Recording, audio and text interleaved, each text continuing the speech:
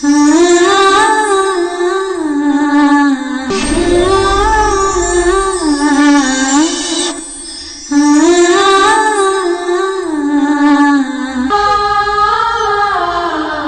मोहब्बत को बदनाम नहीं करना है। न तेरे बिना जीना है, न तेरे बिना मरना है। You cheater! जब तुम ठीक हो तो बाहर से मुंह लटका के क्यों खड़े? वो लोग तोहरा के सरप्राइज दिल चाहत हुई।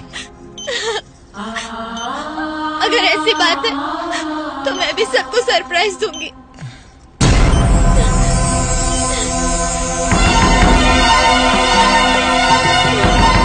भर दो मेरी मांग। पालयिष्यामि या वृद्धबालकादिकं यथा लब्धेन सन्तुष्टा हृदय कन्या द्वितीय। ये सोचने का नहीं, हमारे मिलन का वक्त है।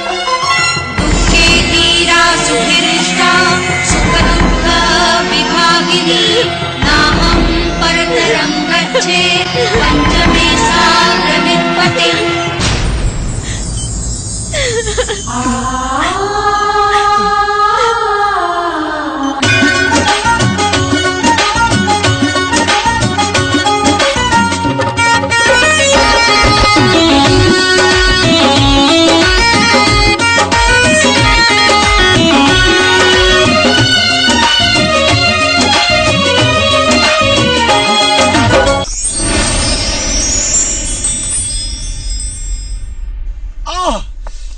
अरे तनी सबर करा, इतना का बेचैन बाड़ू हो। अरे एकदम तड़पा था भीतर माल, बाहर निकले खातिर। अब जल्दी भर, ऐसा कुकर सीटी देता। जल्दी भर, अभी जल्दी भर। लोटा धो मैं कहती नहीं थैली, लोटा धो।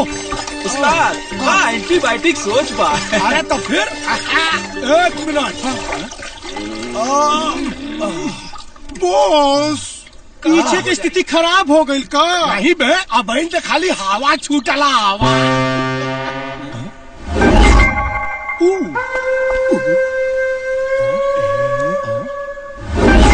अबे कातिल हसीना के उस्ताद, ई उहे हीरोनिया हिया काजल राघवानी जकरे प्यार में रजवा पगलाइल रहेला।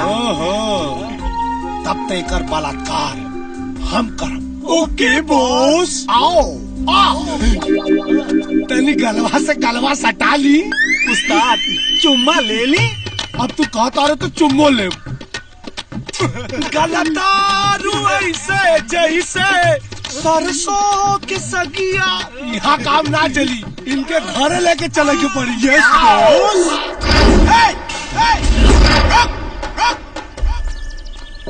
पोस्टर फाड़े के गलती मत करी हा, न तो राजा भैया तहार उठा फाड़ दी हाथ। फाड़ा का ठेका तो खाली हम ही ले बानी। घुंघरू पंडित। और हल बात रजवा की तो बोला, बहुत पुराना हिसाब किताब बा। आज पूरा प्लस और माइनस हो ही जा। हाँ तो 10 मिनट रुक जा। फिर देखा, जैसे 10 के सुई 11 पे रुकी, वैसे पोस्टर ठंडी। हाँ तो फिर अब टाइम देखा स्टार्ट करता। 1 2 3 राजा।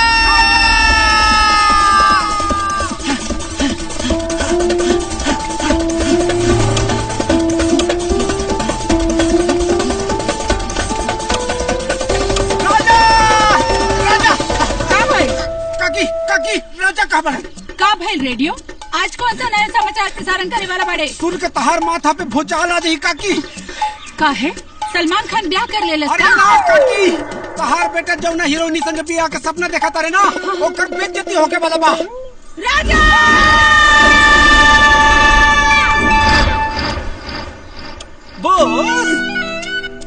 बॉस, 11वां मिनट में गृह प्रवेश हो गई।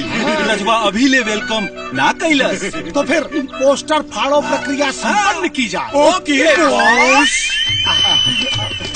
ओहो, चला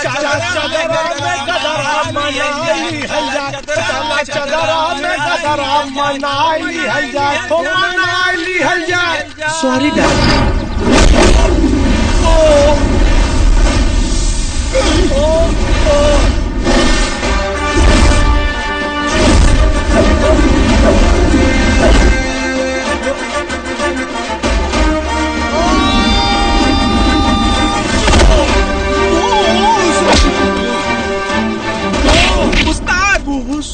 आई लव यू जान, आई लव यू। बॉस ई मोहब्बत पूरा फिल्मी बा, एकदम हीरो की तरह एंट्री मर ले बा। हीरो के एंट्री में नो एंट्री लगाई बा। ए नो एंट्री के चौकीदार, अगर आज के बाद से हमारे जान के पोस्टर के हाथ भी लगाओले ना तो पानी छुए खातिर हाथ दूसरे के इस्तेमाल करे के पड़ी। उस्ताद देखत का बड़ा, एक्शन शुरू करा। हाँ बॉस।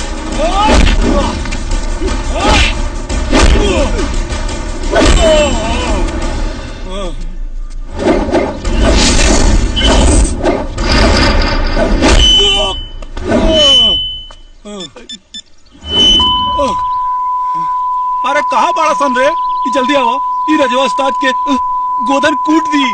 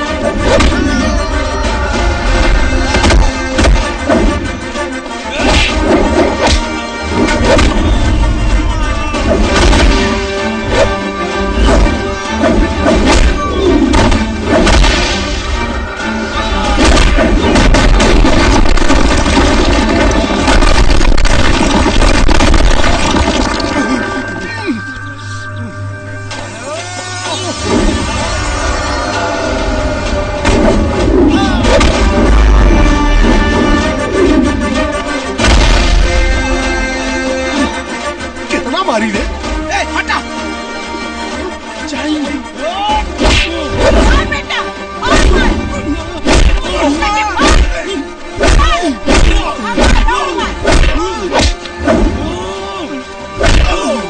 ये छछूंदर के सारे छछूंदर निकाल दे। रुका रुका रुका तू लोग, हटा हटा हटा हटा। अरे का हो, तू लोग मुखिया के दुखिया बना देले बाड़ा है, और इका गुंडे होता है, इका गुंडे होता है। मुखिया जी, ये हमारा जान के पोस्टर फाड़ इते करे के चूमा फाड़ दे। अरे भागा, ते हीरोइन से प्यार कर बे। अरे मुझौसा, हमार बेटा हीरोइन से प्यार करे चाहे हाथी से, तोड़ काहे करेगा फटता रे। देखा देखा मिस्टर घुंगरू, मुजरिम और गवाही के बात से सब कुछ साफ साफ हो गई बा के आपको लतियाया गया सही है। अरे पोस्टर हो या साक्षात लड़की, उसका इज्जत होना चाहिए। केस इज डिसमिस।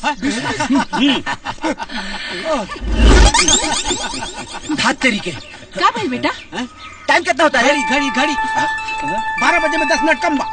लागत है बाबू, आज काजल के हर पिक्चर के फर्स्ट शो देखे के तहार रिकॉर्ड टूट जाए। बाबू 10 मिनट में तो हम श्रीलंका पहुंच जाए। ऐसा ये देख,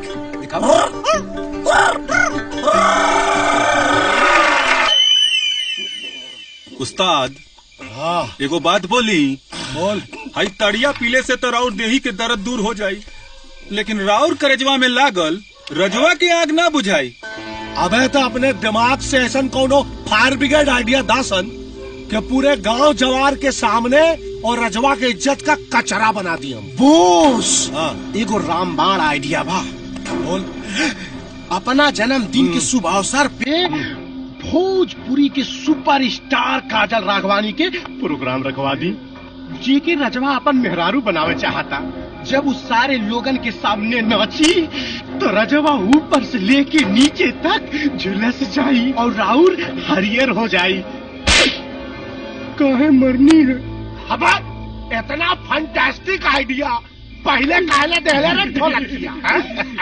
लेकिन काजल के बोलाई की। अरे महाराज, पैसा फेंकी तमाशा देखी। एगो प्रोग्राम करे वाले कंट्रैक्टर के हम जाने ली, 5 लाख रुपया दी, काले सट्टा बुक हो जाई। 5 लाख? डोंट बेरी बॉस, 5 कट्ठा, बस 5 कट्ठा बिकाई और राउर के जन्मदिन पे गर्दा गर्दा हो जाई।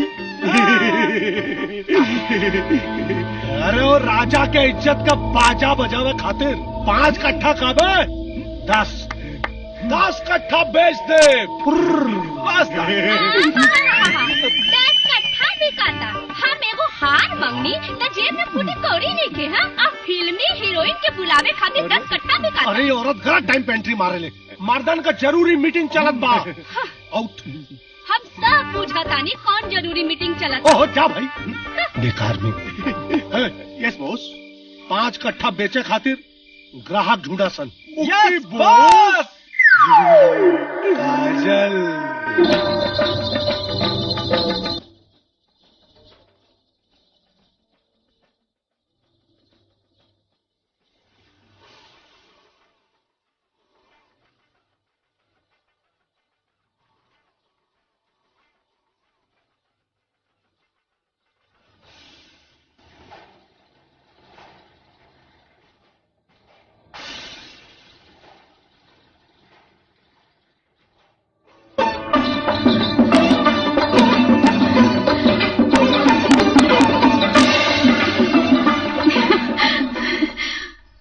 दिखत रहला हा? कुछ ना। जहाँ मनवा ओइजे देखला। ये तो तोहरी प्रॉपर्टी है। देखा दूसरा के प्रॉपर्टी पे कब्जा करके हमके कौनो शौक नहीं के। ट्रैक्टर के चाबी दम के खेत जोत जाए के बा।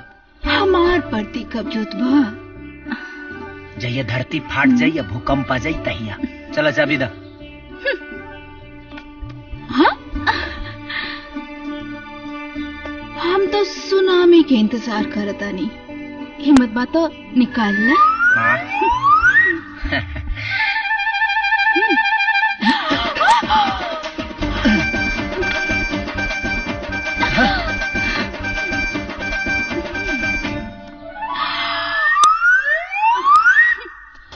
सुना जा, कान खोल के सुना जा। श्री श्री 108 श्री श्री घुघरू महाराज जी के जन्मदिन पर भोजपुरी के सुपरस्टार काजल राघवानी और हलवानी अपन प्रोग्राम देवे और जेकर व्यवस्था हवेली में रखल गईल बा। जेकरा के नाच गाना के आनंद लेवे के बा वो आई पधारी।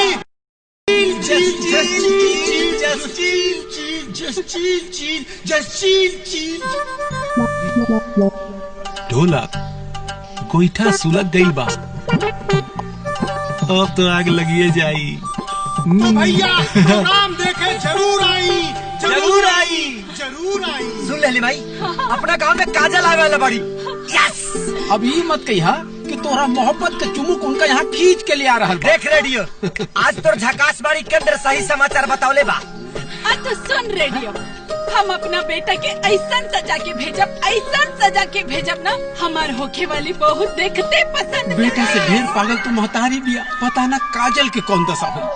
आज मेरी यार की शादी है, आज मेरी यार की शादी है।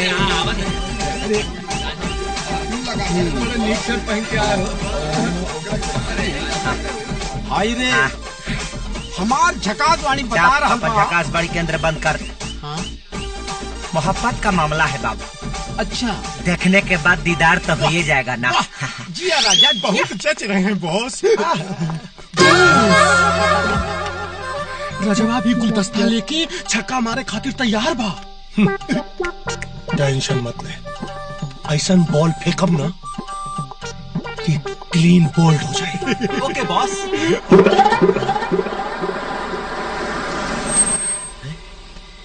भाई रे का तनी ओवर होता।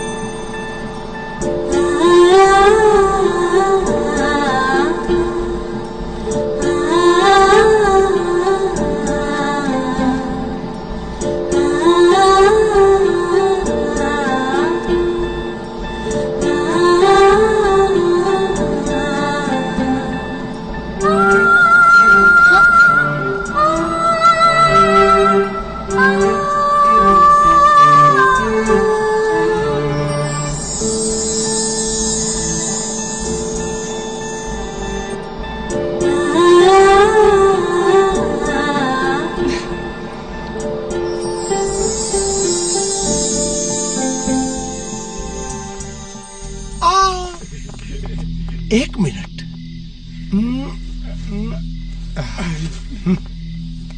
बॉस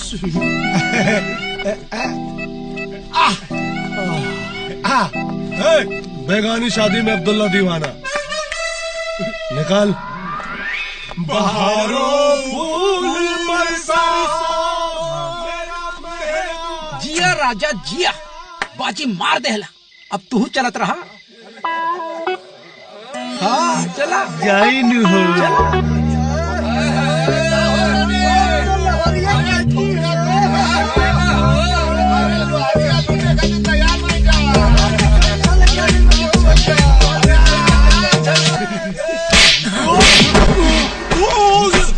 घुंघरू ई तोरा बाप के तिजोरी ना है जे कहीं पैसा ठूस देबे। देखिए आप यहाँ से चले जाइए, कलाकारों के साथ ये सब होता रहता है। मैडम जी आप दुनिया के लिए कलाकार हैं, लेकिन हमारे लिए तो हमारी जान है। क्या बकवास कर रहे हो? मैडम जी हम बकवास नहीं कर रहे हैं, हम आपसे बहुत हड़ा वाला मोहब्बत करते हैं, निचोड़ वाला। गाँव वाला भी सब जानता है। काजी करते हैं, हम मोहब्बत करते हैं ना। हाँ करते हैं। मैडम जी गाँव वाले भी जानते हैं कि हम आपसे कितना मोहब्बत करते हैं। थोड़ा जोर से बोलो। हाँ कि हैराजवा कितना प्यार करता है आपसे। मैडम जी हम आपसे बियाह करना चाहते हैं, अपना मेहरारू बनाना चाहते हैं। आई लव यू मैडम जी। हाँ?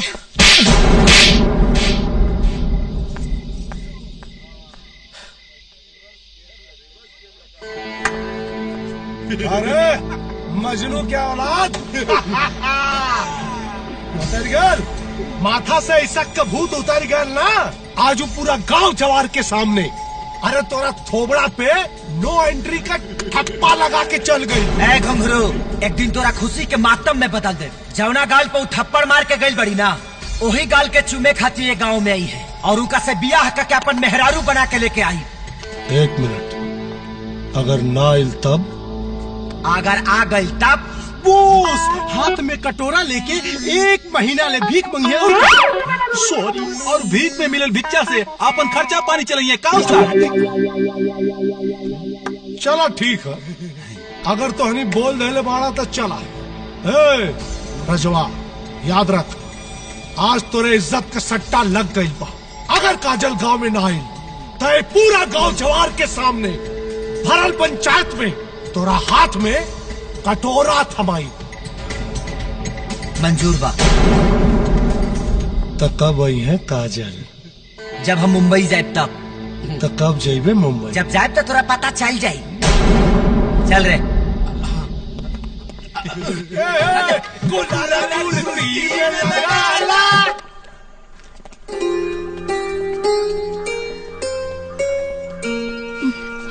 रुक कहे गए बेटा? माई पूजा पूजा करके आवो। अब तो मंदिर में पाँव हम तबे रखा जब हमारा साथे काजल रही है। ठीक बा। तो ठीक बा, अब तो हमू तबे जाए जब भौजी आई है। तब तो यही गिरा। हाँ खड़ा हो जो। राजा सुन लिया तू काजल खातिर मुंबई जाता रहा। आजे जाता निशा। आज ले भगवान से हम कुछ नहीं के मंगनी, पर मोहब्बत मजबूर कर देले बा। तहरे खातिर काजल के जरूर मांगब।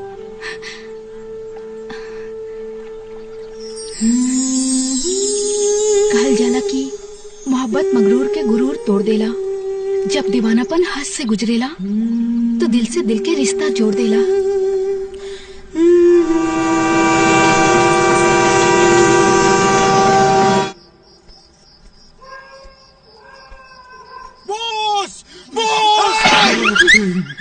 अबे बाहर नहीं, धीरे बोल। गईल भैंसिया पानी मतलब अब ही ना पता चलल है रजवा काजल खातिर मुंबई चल गई। वेरी गुड, फैंटास्टिक, मजा आ गया। बाप मरना अन्हारे में और बेटा का नाम पावर हाउस। अरे यहाँ तक कजली खाली होके थप्पड़ मार ले रहे, शहर से तब जुत्ती मार के भेजी। उस्ताद कहीं लसी आ गई तो का हुई का बॉस के हाथ में हुई कटोरा और गली गली बंगे भी। दे दे राम दिला दे राम, देने वाला सीता। काजी सपना निमन रहन नु भगवान करे राउर सपना सच हो जाए। नो, हमारा सपना कभी सच ना होला।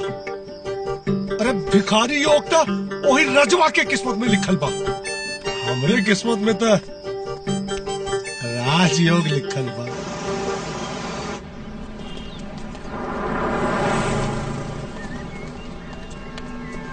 यार बंधु बुझा ताकि चलत चलत अकड़ी पतड़ी झुरा जाए। इतना बड़ शहर में काजल मैडम के कैसे खोजल जाए। अब का भाई ये गाड़ी में मैडम जी बारी, काजल मैडम जी बारी। क्या बात करो ना मैडम जी, मैडम जी, हाँ मैडम जी, मैडम जी, मैडम जी, मैडम जी, मैडम जी। राजा राजा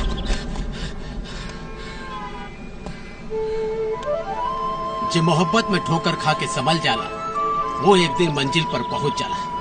हमार झकास वाणी बतावता कि तुहार मोहब्बत के मंजिल आसे पास बा। चला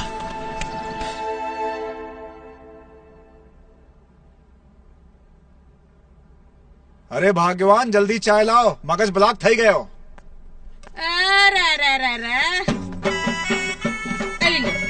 चा पियो मारा खून नहीं नौकरानी बना के रख दिया है। अरे काली कपाली माता, सब कुछ तुम्हारा ही तो है बाबा।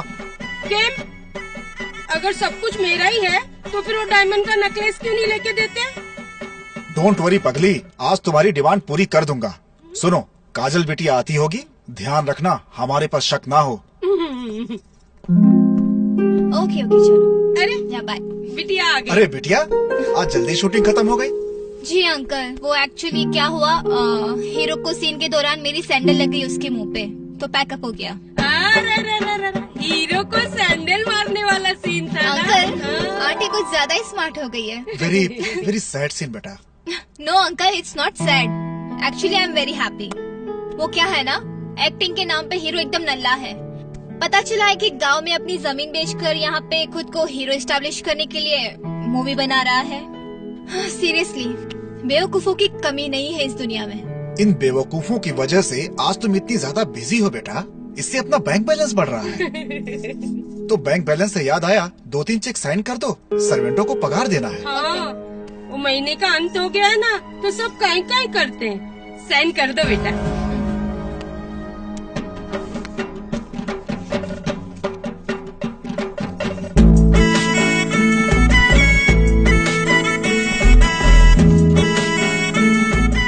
फिर क्या कल सुबह शूटिंग होगी तो टाइम नहीं मिलेगा ना?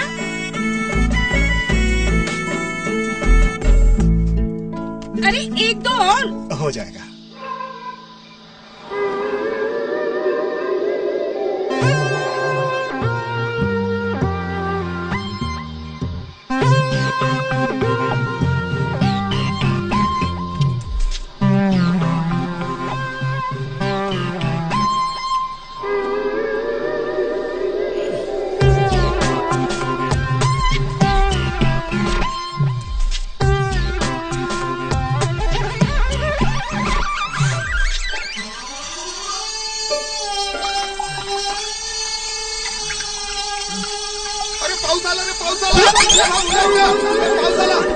त्याच्या मायला अरे पाऊस नको आला रे, ये मेरे पे भूत मारा रे।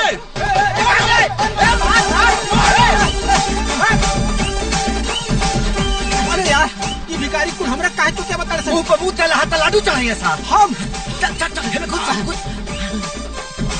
चल चल चल। अरे तो खुला रहा। कुठे गेला रे, कुठे गेला?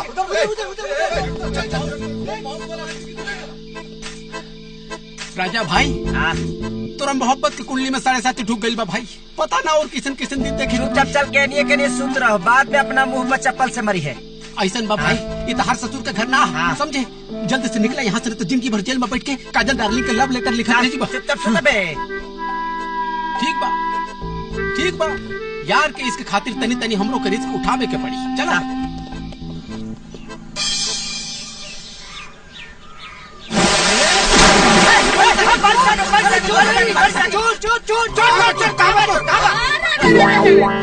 वॉचमैन जरा इन लोग का बैग चेक करो, क्या क्या चुरा के रखा है। जल्दी लाओ।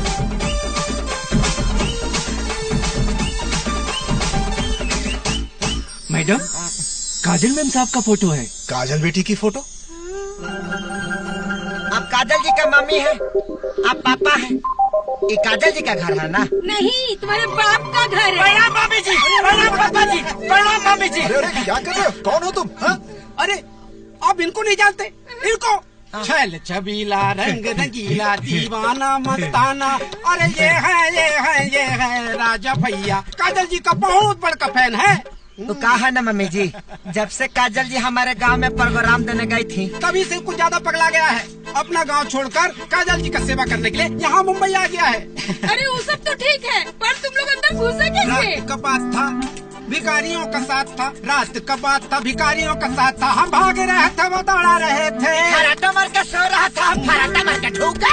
ये कुंभकर्ण का औलाद तो आपका घर में लुटवा देगा। निकालिए इसे और हमें रख लीजिए। हम आपका सेवा करूंगा, वो भी एकदम फोकट। अब हम भी करूंगा फोकट में सेवा। अरे ललिता, महंगाई के इस जमाने में फ्री के नौकर मिल रहे हैं। सामान लेके चंपत हो गए तो सू करवा लूं? अरे नहीं नहीं, ये तो सोचो, जो आदमी इतनी दूर से बिटिया की सेवा के लिए यहाँ तक आ सकता है, सोचो वो कितना बड़ा दीवाना होगा। और मेरा ये एक्सपीरियंस कह रहा है कि दीवाने कभी धोखा नहीं देते। बाकी बात बिल्कुल सारू छे। ए वॉचमैन, आज से थारी छुट्टी थई गई। Get out. इसका मतलब हमारा गृह प्रवेश हो गया। हो गया। सामान उठाओ और उधर कमरा ले जाओ। मैं बाद में आके काम बताती हूँ। हमारे बदन के लिए है ना साहब। सब में जाओ। बहुत बहुत थैंक यू मम्मी जी, पापा जी। बहुत बहुत थैंक यू मम्मी जी, पापा जी। बहुत बहुत थैंक यू मम्मी जी। अब तो इसके पगार का पैसा भी हम रख लेंगे। देख ली रेडियो, मन संगा तो कठौती में गंगा। मान गई नहीं यार, तोरा मोहब्बत में दम बा। भगवान सीधा काजल के घरे में पहुंचा दे। अबू का दिल में घुसे के रास्ता बनावे के बाद। वाह जिया गुरु। क्या हो रहा है? कुछ नहीं। अब ये बताओ, तुम दोनों में से चाय कौन अच्छा बनाता है? मम्मी जी, हम सुपर फास्ट चाय बना लेते हैं। Very good. सुपर फास्ट चाय बनाओ और सुपर फास्ट मैडम को दे के आओ। ओके? मिल गई रास्ता, अब पहुंच जो दिल में।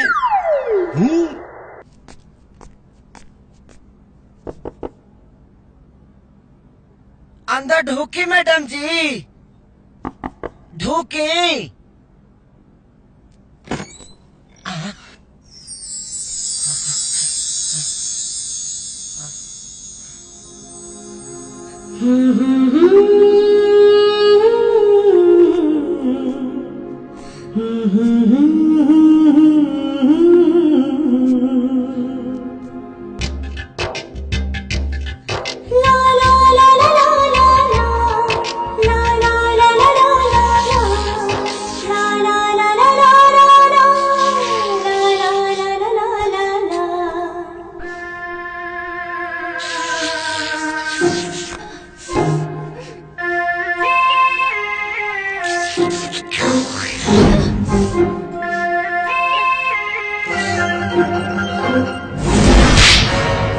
ये मजनू की औलाद यहाँ कैसे आ गया?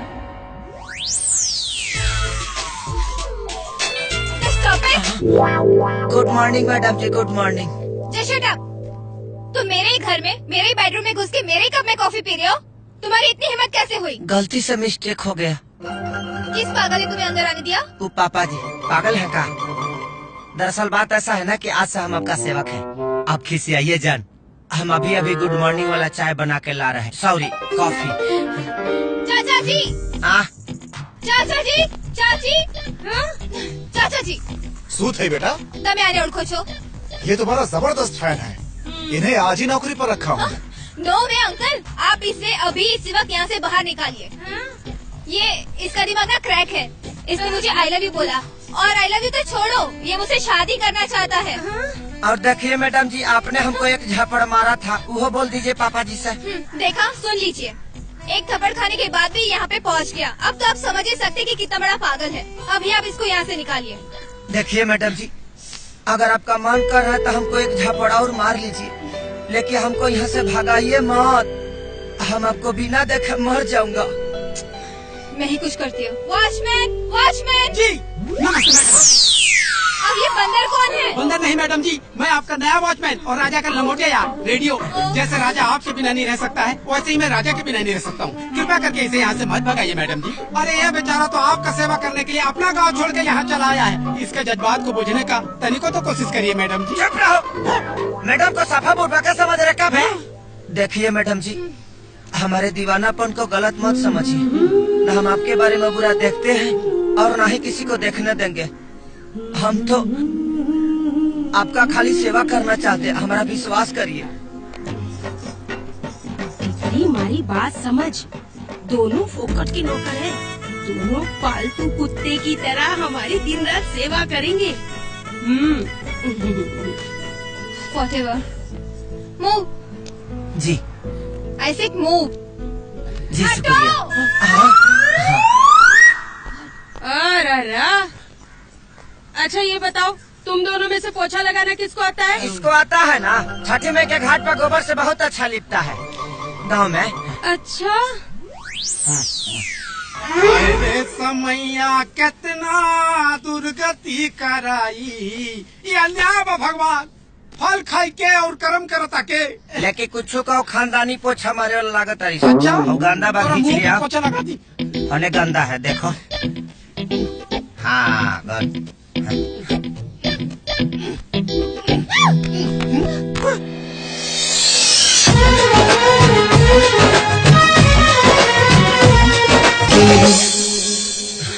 मुझे टच करने की तुम्हारी हिम्मत कैसे हुई?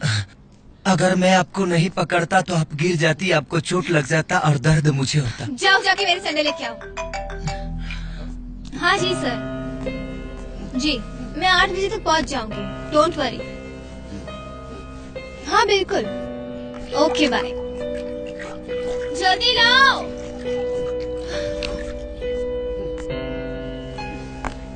पहनाओ। अगर सैंडल पहनाने में तुम्हें अपनी बेइज्जती महसूस हो रही है तो तुम अपने गांव वापस जा सकते हो। गांव में बेइज्जत होने से अच्छा है कि हम यही जी बेइज्जत हो जाए। मतलब? हम बताई थे मैडम जी, असल में जब आप गांव में आई थी और सबके सामने जब आपने इनको थप्पड़ मारा। जवार के सामने। अरे तोरा थोबड़ा पे नो एंट्री का ठप्पा लगा के चल गई। याद रख, आज तोरे इज्जत के सट्टा लग गई। अगर काजल गांव में ना आए तो ये पूरा गांव जवार के सामने हरल पंचायत में तोरा हाथ में कटोरा था भाई। मंजूर बात। ओ आई सी। इसका मतलब तुम भरे समाज में भिखारी बनने से बचने के लिए मुझे अपनी दुल्हन बनाना चाहते हो और मुझे अपने गांव ले जाना चाहते हो, राइट? मैडम जी, भिखारी तो मैं कल भी था और आज भी, लेकिन मेरे लिए तो दुनिया की सबसे बड़ी दौलत आप हैं। वेल, लेट मी क्लियर वन थिंग। अगर तुम मेरी दौलत हासिल करने के लालच में यहाँ आए हो तो एक बात समझ लो, ये जो बंगला है ना, वो मेरे चाचा जी का है और उन्होंने मुझे पाला है और अब मैं उन्हें पाल रही हूँ। आमदनी, अठन्नी, खर्चा, रुपया तो तुम्हारे हाथ में कुछ नहीं आने वाला। मैडम जी, मुझे आपके सिवा कुछ नहीं चाहिए। अच्छा एक बात बताओ, अगर मैं तुम्हें कुछ देना चाहूँ तो तुम क्या लेना पसंद करोगे? जन्म जन्म के लिए आपका साथ। तुम लोग इतने बेवकूफ क्यों होते हो? झूठी शान के लिए अपनी जिंदगी क्यों बर्बाद कर रहे हो? देखो, अपने दिमाग से ना ये सब निकाल दो और ये भी निकाल दो कि मैं तुम्हारी दुल्हन बन के आऊंगी और तुम्हारे गांव जाऊंगी, ओके?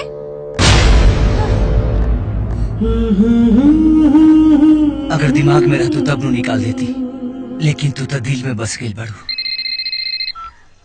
हेलो बेटा। गोड़ लगता नहीं माई। खुश रहा बेटा। और दोबारा कहाँ? आई बानी लौका खरीदे। लौका? अच्छा ये बतावा, काजल से भेंट भाई हा कि ना तोहरा? अरे ना ना माई ऐसा कोनो बात नहीं है, हम तो काजले के कोठी पर बानी। अच्छा अच्छा, तो ये बतावा कि काजल से बातचीत होला तोहरा कि ना? ना माई वो बहुत प्यार से बोलेली। वो कहा ना माई की रेडियो बोल देले बना क्यों कैसे बियाह का क्या हम गाँव लेके जाए वाला बानी। अरे बेटा, तब तो वो खूबे खिसिया गए हुए। अरे ना ना माई, वो तो बहुत प्यार से बोलेली और जहाँ प्रेम होला वहाँ खींच पीट ज्यादा दिन तक लेना टिकेला। ठीक बा बेटा, हमारा आशीर्वाद तोहरा साथे बा हमेशा। हमरा बहू के जल्दी लेके आवा। हाँ अपन ख्याल रखिए। हाँ बेटा।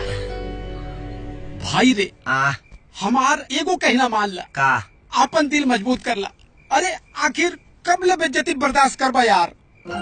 जब तक ले नफरत के खंजर हमारा दिल के चीर के न निकले। क्या बकबका रहे हो? काका काका कुछ ना, सोते के कोशिश कर रहे हैं लेकिन ये नहीं लग रहा है। हाँ।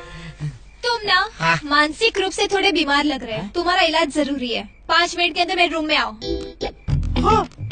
रूम में कौन इलाज होला रे? भाई भागे के लहान लगा के चाहिए, कहीं पटक के लाते मुंह के काढ़े जान। जस्ट फील ना, चीर आ रहा हूँ। हाँ आइए।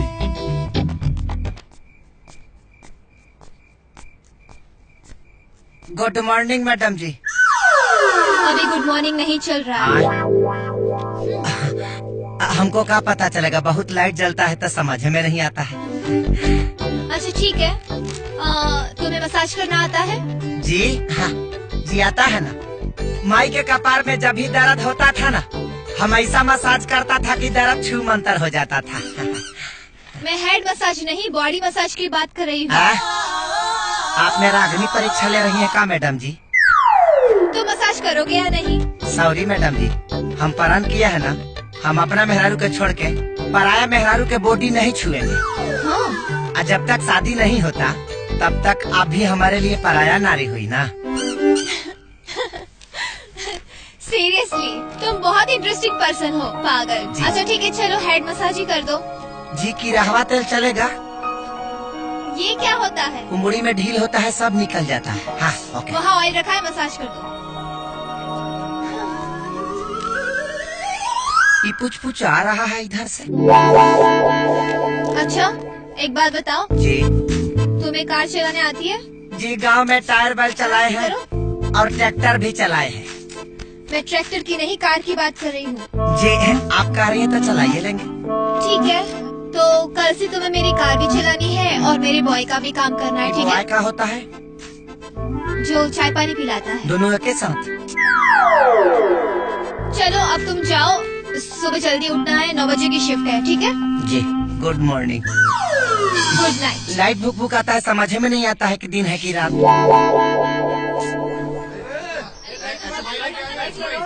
अरे मोहिनी, डोंट वरी, मैं बिल्कुल टाइम पे तुम्हारी पार्टी में पहुंच जाऊंगी, ओके?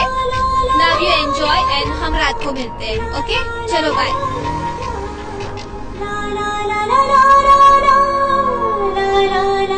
अरे पगलू, आगे देख, बच्चे की जान लेगा क्या? अरे मैडम जी, अरे मरे से डर लगता है ना। अरे अक्ल के दुश्मन, मौत से सबको डर लगता है। हमको नहीं लगता है, और हमारा तरह आपको भी जहिया मोहब्बत हो जाएगा ना, हमारी तरह आपको भी डर नहीं लगेगा। आर्टिस्ट को तो बुलाओ। सर आ गई काजल जी। अरे आइए आइए काजल जी। तुम यहाँ शूटिंग देखने आए हो? जी नहीं, आपका सेवा करना है। तो जाओ मेरे लिए चेयर लेके आओ। जी।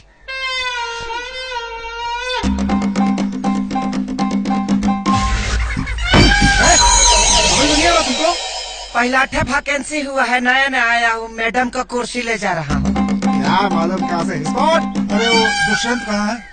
सर वो बाथरूम में, उसका पेट गड़बड़ा गया है। दुष्यंत का? जी। अरे यार उससे बोलो बाथरूम में ही एक्टिंग करा। कोई दूसरा आर्टिस्ट देखो फटाफट, टाइम नहीं है, बहुत टाइम लग रहा है यार। सर वो देखिए, वो चलेगा क्या? वो? अरे यार तुम स्क्रिप्ट पढ़े हो? अपने स्क्रिप्ट में यंग विलेन आया, वो बुढ़ा आदमी चलेगा? यंग विलेन जिसका दीवानापन पागलपन के हद से गुजर जाता है। कोई दूसरा देखो जो विलेन जैसा हो। सर जी क्यों ना आप मेरे बॉय को ट्राई कर लेते हैं? ये जैसे आपको चाहिए वैसे सारे गुण मेरे बॉय के अंदर है। ना नाइस, गुड सजेशन।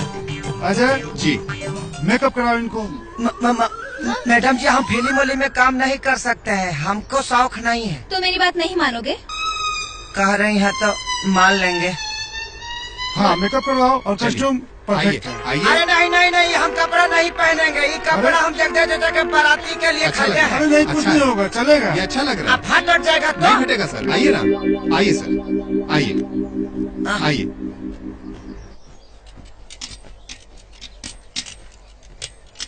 चलो लेते हैं। Ready, start sound, camera, action. एड़े, यहाँ लोग के सेफ खाए के नहीं खिमलत और तू चिल्ला के मारता डो? सेव के छोड़ा तारू स्वाई हमार दिमाग इतना खौजिया देले बा कि मन तो करे था कि बम चला के मार दी, लेकिन तू तो खुदे को बम मारू। गुड। आइंदा हमसे बदतमीजी कैले ना तो जब ई बम भड़क जाए तो दुनिया के कौनो पागल खाना में तोरा की जगह ना मिली। हमके कहीं और ना, तोहरा दिल में जगह चाहिए। ये तुम क्या बकवास कर रहे हो? सवाल जो भी हो लेकिन जवाब तुम ही हो, दुख जो भी हो लेकिन सुख तुम ही हो। सर ये डायलॉग तो स्क्रिप्ट में है ही नहीं, अपने मन से बोल रहा है। रास्ते कोई भी हो लेकिन मंजिल तुम ही हो, गुस्सा कितना भी हो लेकिन प्यार तुम ही हो। कट। बट राजा तुम्हारा डायलॉग विलन के पटरी पे चलते चलते हीरो के प्लेटफॉर्म पे पहुंच गया। जी। जो भी हो अपने मन की बात नहीं, स्क्रिप्ट की डायलॉग बोलो। अजय यस सर। याद कराओ इनको। बात ऐसा हम पहला ठेक कर रहा है ना तो हमको थोड़ा गड़बड़ा रहा है। चलो लेते हैं। Start sound, camera, action. और मिस्टर, खुद के देवदास और हम के पारो मत समझो। हम काजल है काजल, जब आँख में लग जानी तो देखे वाला पगला जाला, और जब कहीं और लग जानी तो दाग पड़ जाला। बहुत चुना भैलू, अब अपना प्यार के दाग तोरा खूबसूरत ओठ पर चुम्मा लेके लगाई।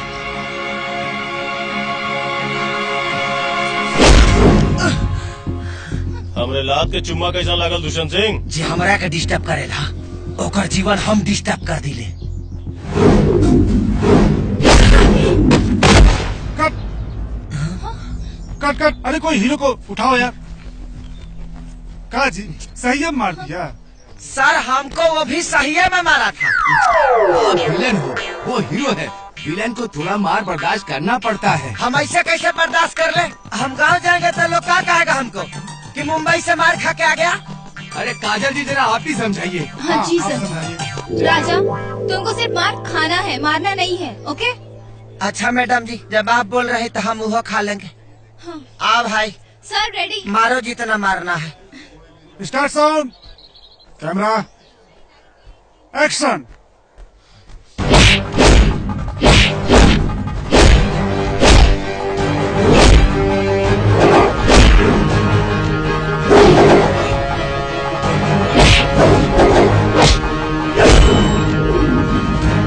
सर देवजी राजा को सही में पंच मार रहे हैं।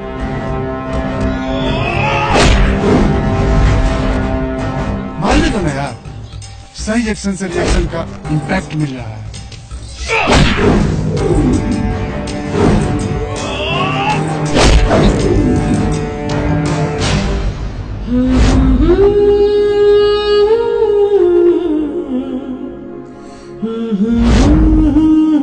सर इस साल ना बेस्ट डायरेक्टर का अवार्ड आप ही को मिलेगा। अबे तारीफ कर रहा है कि जूता मार रहा है? सर हम तो आपको खाली चप्पलें पहना रहे हैं।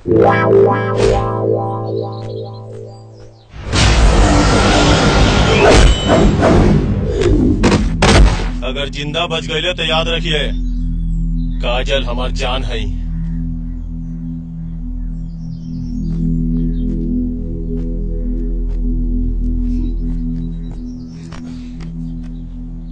करेक्ट।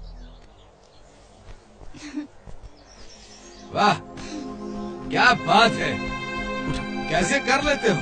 बहुत अच्छा। शिफ्टिंग दूसरे फाइट के लिए। लागल ना? ओके सर। दूसरी फाइट के लिए रेडी हो जाओ। स्पॉट चेयर लेके आओ। वाइट पानी दो। लीजिए सर पानी।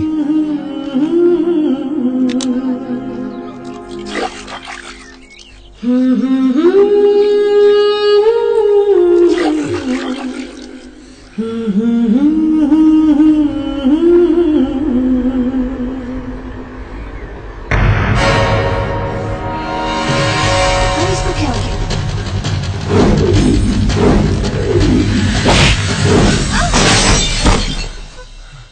शाबाश यार, तुमने तो कमाल कर दिया। अगर काजल बेबी को कुछ हो जाता तो हमारे तो फिल्म की वाट लग जाती। काम तो तुम विलेन का कर रहे हो, लेकिन रियल लाइफ का हीरो निकले। शाबाश, गुड। चलो चलो, अपना अपना सब काम करो। बहुत अच्छे, संभाल के चलो। खुश है ना मैडम जी? Thank you.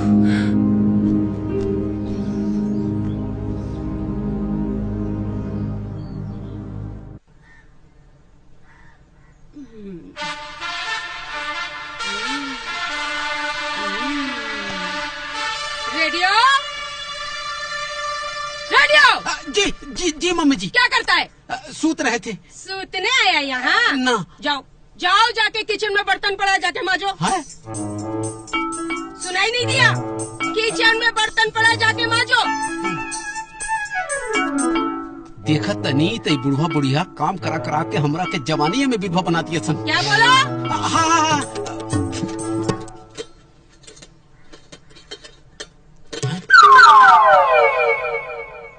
जब ये मशीन वो है ये है, तो फिर हमको अपना हाथ घिसने का क्या जरूरत?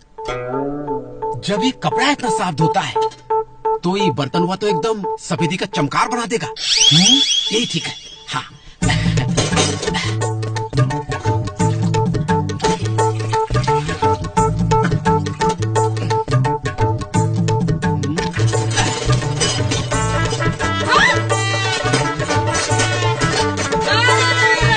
ये क्या हुआ? ए रेडियो, ये हड़पड़ धड़पड़ की आवाज कहाँ से आ रही है? मशीन चालू की है ना मम्मी जी। मशीन चालू की है? कपड़ा तो तुम सवेरे ही धो लिया था। अभी हम कपड़ा थोड़ी धो रहे हैं मम्मी जी। तो फिर क्या धो रहे हो? अभी हम बर्तन धो रहे हैं मम्मी जी। बर्तन वॉशिंग मशीन में।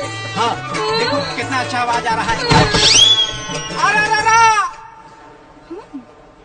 मोहिनी, काजू, my darling. oh baby, wish you many many happy returns of the day. Thank you, baby.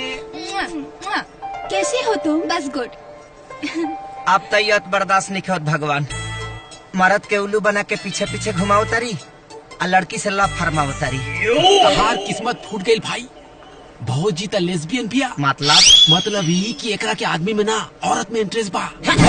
Raja, Raja, this is for you. Thank you. Hi, handsome. I am Mohini. प्रणाम। काजू darling, ये कोई Bhojpuri film का नया hero है क्या? नो यार, ये मेरा बॉय है, राजा बिहारी। ओह, एक बिहारी 100 पर भारी। You know, बिहारी बाबू। लागता कि आप भोजपुरी फिल्म बहुत देखती है ना? डार्लिंग, मुझे भोजपुरी हीरो पसंद नहीं है, मुझे तो रियल हीरो पसंद है।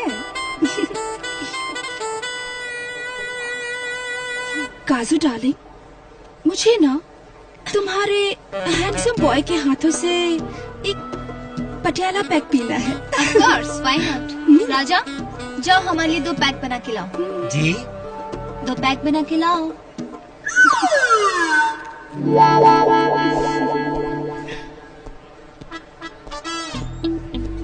हाथ हो गइल बा। बाप दादा कबो दारू का मुंह ना देखलस, और हम यहाँ पैक पर पैक बनाओ तानी, वो एगो लड़की खाती।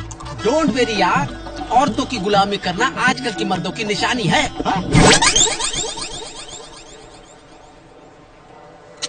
इतना हैंडसम बॉय तुम्हें कहाँ से मिला? ये तो बिल्कुल हीरो टाइप का लग रहा है। Come on यार, it's just a boy. Oh. Oh, thank you. Cheers, Cheers. काजल जी, जस्ट अ मिनट। या कमिंग, मैं आती हूँ। ओके।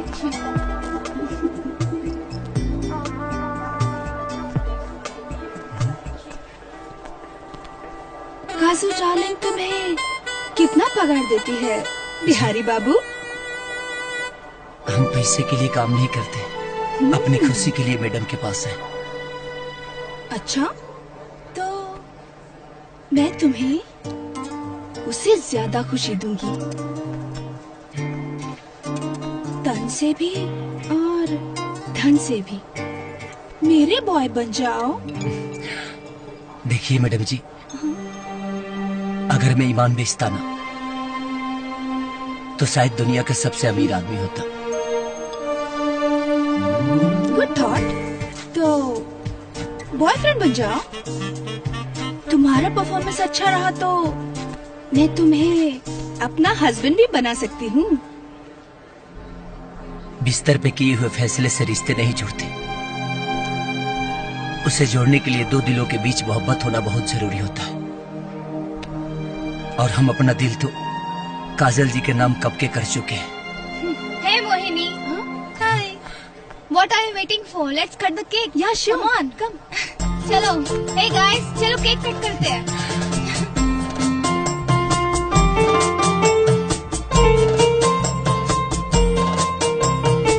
Happy birthday to you.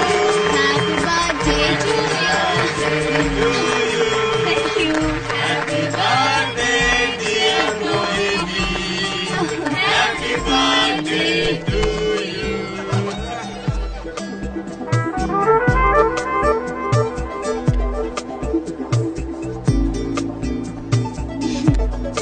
राजा, और 2 पैक लेके आओ प्लीज। और शूटिंग के दौरान उसके मुंह पे मेरी सैंडल लग गई। अच्छा, ओह माय गॉड। लो, क्या है, कितने पैक लेके आ रहे हो? जाओ पूरी बॉटल लेके आओ। सच में यार बहुत मजा आया। तुम ठीक कह रही हो, है ना? हाँ ठीक है। और बताओ तुम्हारा क्या चल रहा है?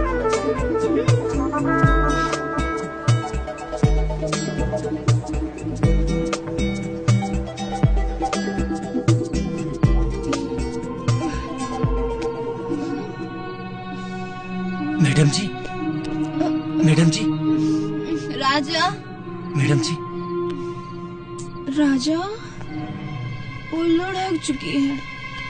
चलो ना, हम भी कहीं जाके लुढ़क लेते हैं। चलो ना, चलो चलो ना। मैडम जी, मेरे तन मन पे सिर्फ काजल जी का अधिकार है, और शरीर क्या, मैं इनके लिए अपना गर्दन तक कटवा दूंगा, लेकिन किसी और को नहीं अपनाऊंगा। मैडम जी, मैडम जी, और दारू पीना है। मैडम जी,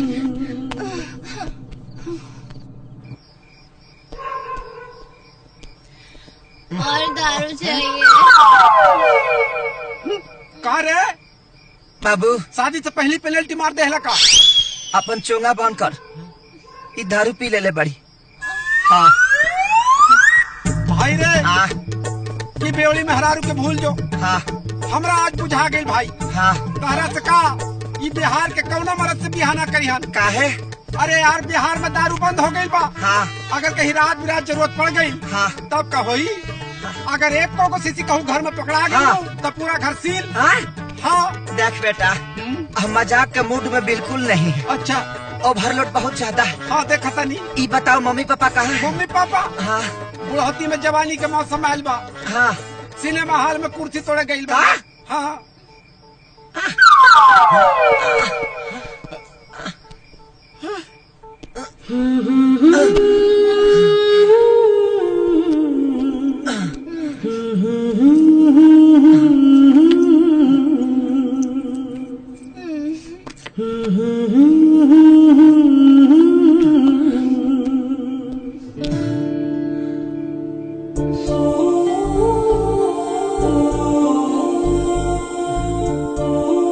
पानी।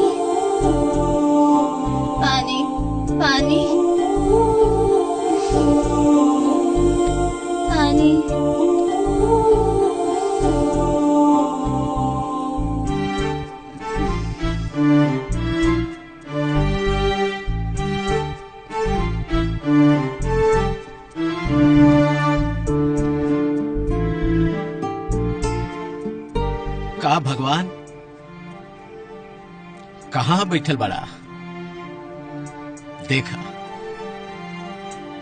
देखा मोहब्बत में महबूब महतारी बन गई। अब तो हमारे यार के चाहत पूरा करता।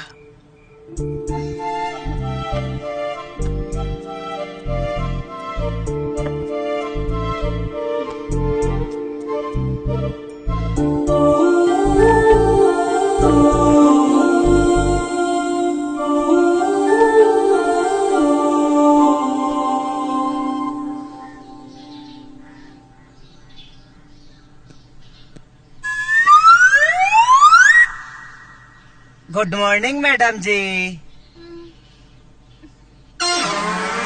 Good morning.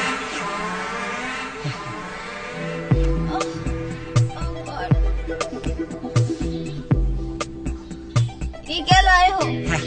वही जो अपराध के पार्टी में पी के ढिमला गई थी। पापा जी बोल रहे थे कि जैसे लोहा लोहे को काटता है वैसा ही दारू दारू को काटता है। 2 पैक मारिए सब हैंगओवर बाहरी।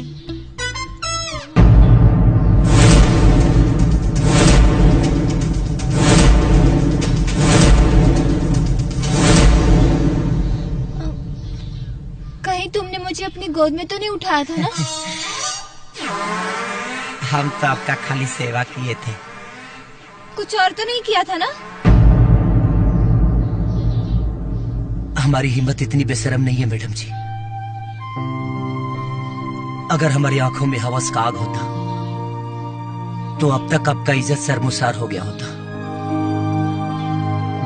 हम तो आपकी पूजा करते हैं हमेशा। जिस दिन हमारी प्रेम की पवित्रता आपको समझ में आएगी देख लीजिएगा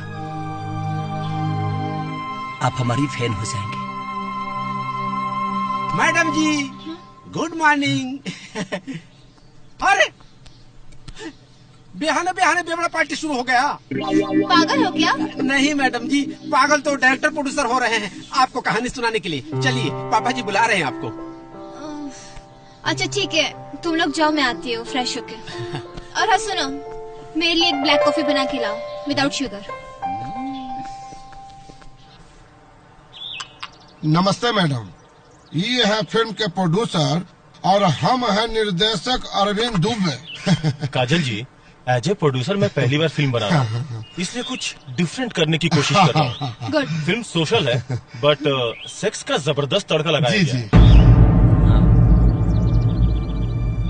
ए काजल मैडम, फिल्म का जो टाइटल है ना वो है पलानी में जवानी रोता। Good, nice title. मेरा कैरेक्टर क्या है? कैरेक्टर का क्या कहे मैडम, समझ लीजिए कि आप भोजपुरी की सनी लियोनी है। वाव, गुड। कॉस्ट्यूम डिजाइनर कौन है? ड्रेस की कोई टेंशन ही नहीं है मैम। फिल्म के ज्यादातर सीन्स में आप कलरफुल पैंटी ब्रा और आर पार दिखने वाली सिफोन की साड़ी में है। ओके। कहानी कुछ ऐसा है मैडम कि जब जब आप परदेसी पिया के प्यार पाने के लिए तड़पती हैं, तब तब आपके जवानी का जो शोला है वो एकदम भड़कने लगता है और आप उस शोला को ठंडा करने के लिए बर्फ के सिली पर मुखौवा पलट जाती है और बर्फ को अपने जिस्म से रगड़ने लगती है। मैडम, आपके सांस की गर्मी और बदन के तपिश से वो बर्फ पिघलकर एक 15 साल के बच्चे का रूप धारण कर लेता है। वो वही बच्चा है मैडम जो अपने फिल्म का हीरो है, जिसे विलन ने नंगा करके बर्फ के सिल्ली में जमा दिया था। कैमरा पुल बैक करके दिखाते हैं कि आप उसको अपनी बाहों में जकड़ लेती है। अचानक बच्चे को होश आता है, वो बचाओ बचाओ चिल्लाता है। आप भूखे शेरनी की तरह उसे अपने बाहों में दबोच लेते हैं। आप आनंद की ओर धीरे धीरे धीरे प्यार से बढ़ रही है। वो बच्चा चिल्ला रहा है, बचाओ बचाओ चिल्ला रहा है। आप आगे की ओर बढ़ रही है, वो चिल्ला रहा है बचाओ। आप आनंद की ओर बढ़ रही है, वो बच्चा चिल्ला रहा है बचाओ बचाओ बचाओ। और आप आनंद का फिल्म बनाओ तरह सरे कि अपन नाई बहन कराओ तरह सा। हीरोइन का जाके अपना माइया बहन का हीरोइन रख ला राजा मैडम से बसती रही है। ऐसा लोगों के कारण है भोजपुरी सिनेमा बदनाम हो गया है। गंदा नाली का कीड़ा है, गंदगी ही सोचेगा।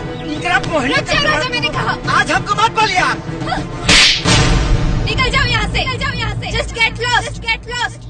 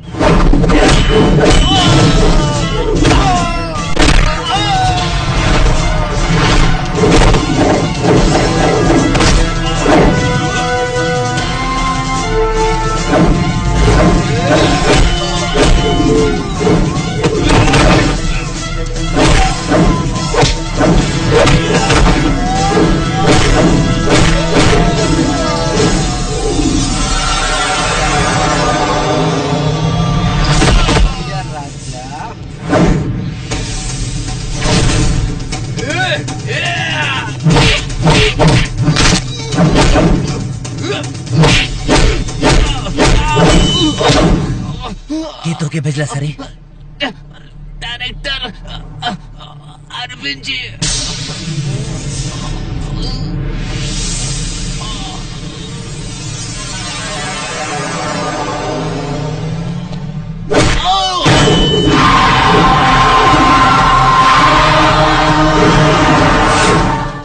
अब ढोलक पिस्तर आवे के बड़ बे बाट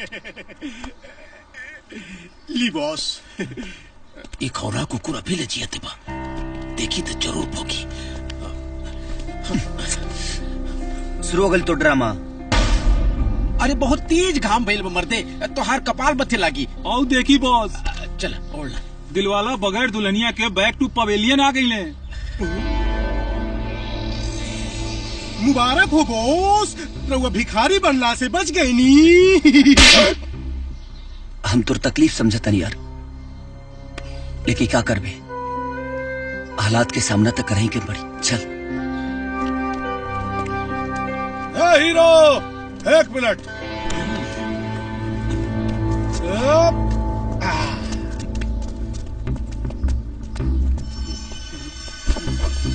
हमरा के मालूम रहे कि काजल के नाम का मऊर तोरा माथे पे ना बनाई।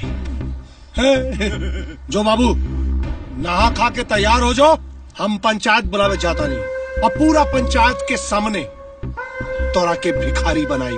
ढेर खुशी मनावे के जरूरत नहीं थे। राजा तोहरा हाथ में कटोरा जरूर पकड़े हन, काहे कि काजल भौजी अपन शूटिंग खत्म करके सीधा ये गांव में ही आवे वाला बड़ी। ये तो हाई वोल्टेज की झटका दे देहलस। कब आ रहा बिया काजल? अगले महीना। महीना साल ना, तारीख बताओ तारीख। 26 तारीख ना 27, 28, 29, 30, 2, 3, 4, 5 पूरा महीना बोल दे। अरे हम कहते तो बानी। हम तारीख बताओ तानी। एक, अगर 1 तारीख तक कजलिया ना आइल ना तो एकरा के घर से घसीट के ले आई और पूरा पंचायत के सामने भिखारी बनाई। 1 तारीख चला ढोलक तबला। Yes, जिंदा boss! जिंदा। ते झूठ काहे बोलिए कि काजल आवे वाला बड़ी? तका करती यार, ये घुंगरू के आतंक से बचे के और ये कोनो उपाय ना सुझल भाई। काश के समय से पहले काजल यहाँ चले थी। हाँ।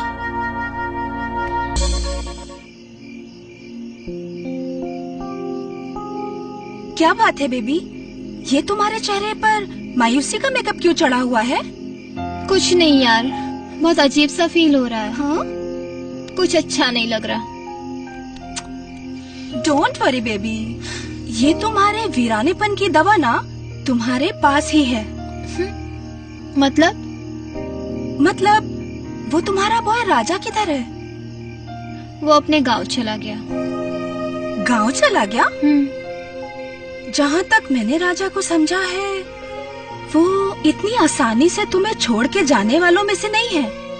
हाँ, जरूर तुमने ही उसे भगा दिया होगा, है ना?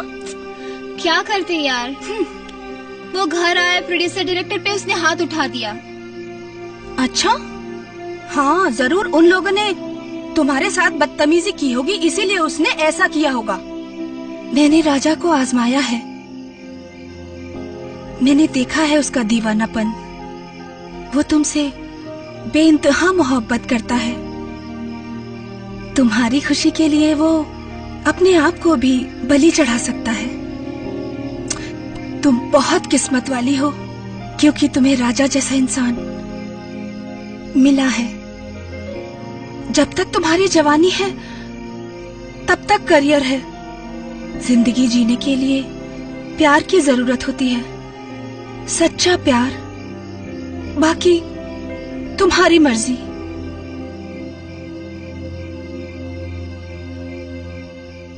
मंगल भवन मंगल हारी। दर दर दर। हाँ? काकी हो, हमने मंदिर से आ गए निशान। आई राजा साहब अभी ले दतुने करते बड़े। माई लागत है कि मंदिर के प्रसादी कुछ ज्यादा ही चुरा के खा ले लेबा, यही से एकरा दिमाग के स्पीकर झंझनाता।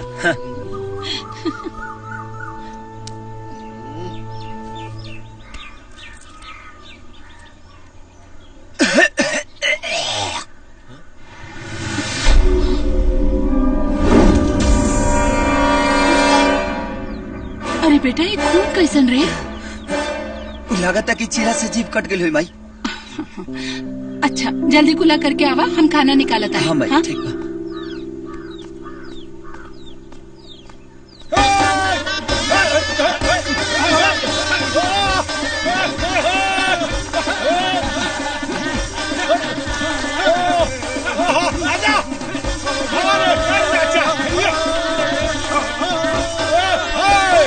रुक जा। हाँ रजवा, बाहर निकल।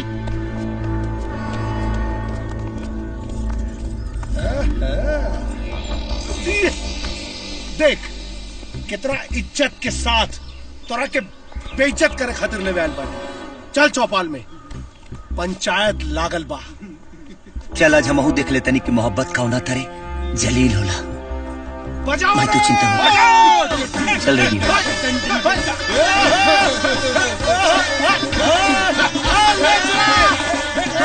राजा बाबू के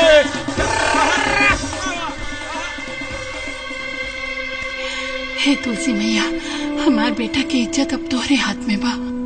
देख ली गाँव वालन, रजवा शर्त हार चुकल बा। कजली एकरा मुंह पे थूक के चल गई। मुखिया जी, अब भिखारी बनाई एकरा के और अपना कर कमलन से कटोरा थमाई। देखिए घुंगरू बाबू, ये बात अलग बा कि रउआ ई गांव के बड़ा आदमी बानी, फिर और रउआ लोग हमरा के मुखिया बनौले बानी। अब पंचायत के फैसला बा, जरा सुन ली। मुखिया जी, अरे फैसला तो हो चुकल बा।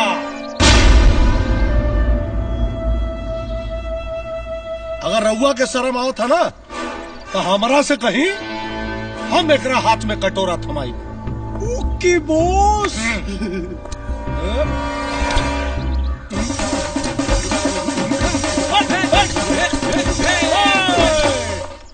आज से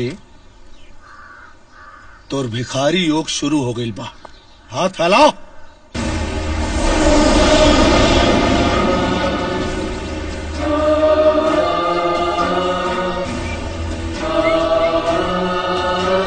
पकड़ा पकड़ा, शर्मात का बड़ा। दे दी बॉस।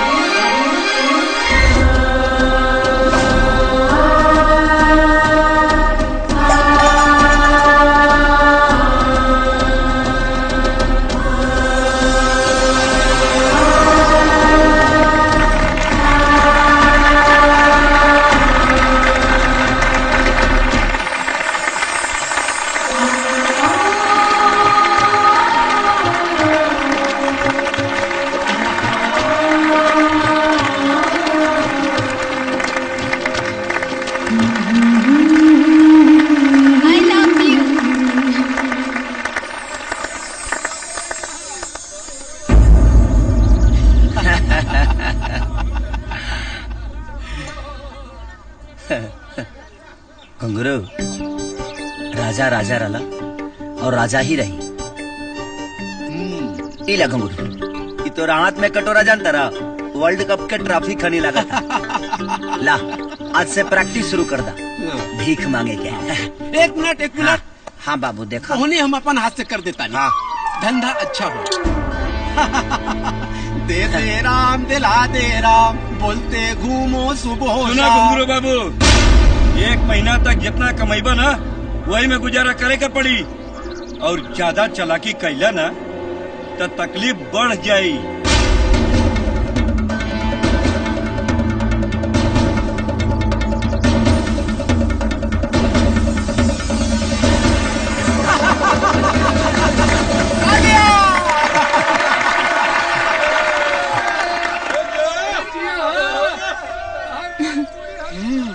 थैंक यू, गजब के एक्टिंग के लिए बनी मैडम जी।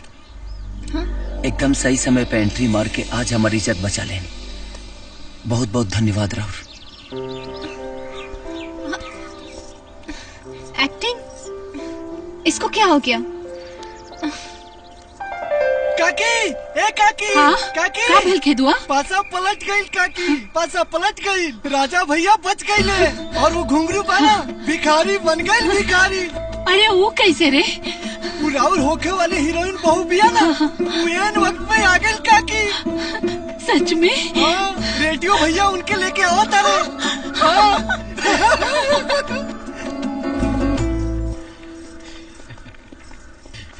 ये घर है मैडम जी, आइए।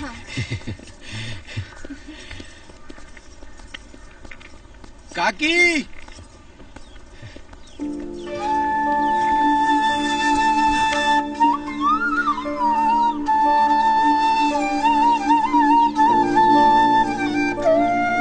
खुश रहा।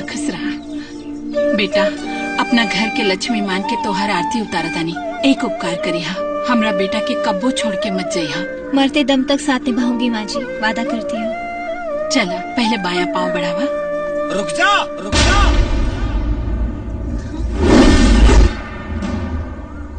माई, ये द्वार पतो ना है कि गृह प्रवेश करा उतारू। ये हीरोइन है, हीरोइन। एक्सक्यूज मी, मैं यहाँ सच में माँ जी की बहू बनने आई हूँ। ये असंभव बा। जितना जल्दी हो सके मुंबई लौट जा। रेडियो, ये जहाँ बोला तरीका के छोड़ दे। ये का बोला था भाई?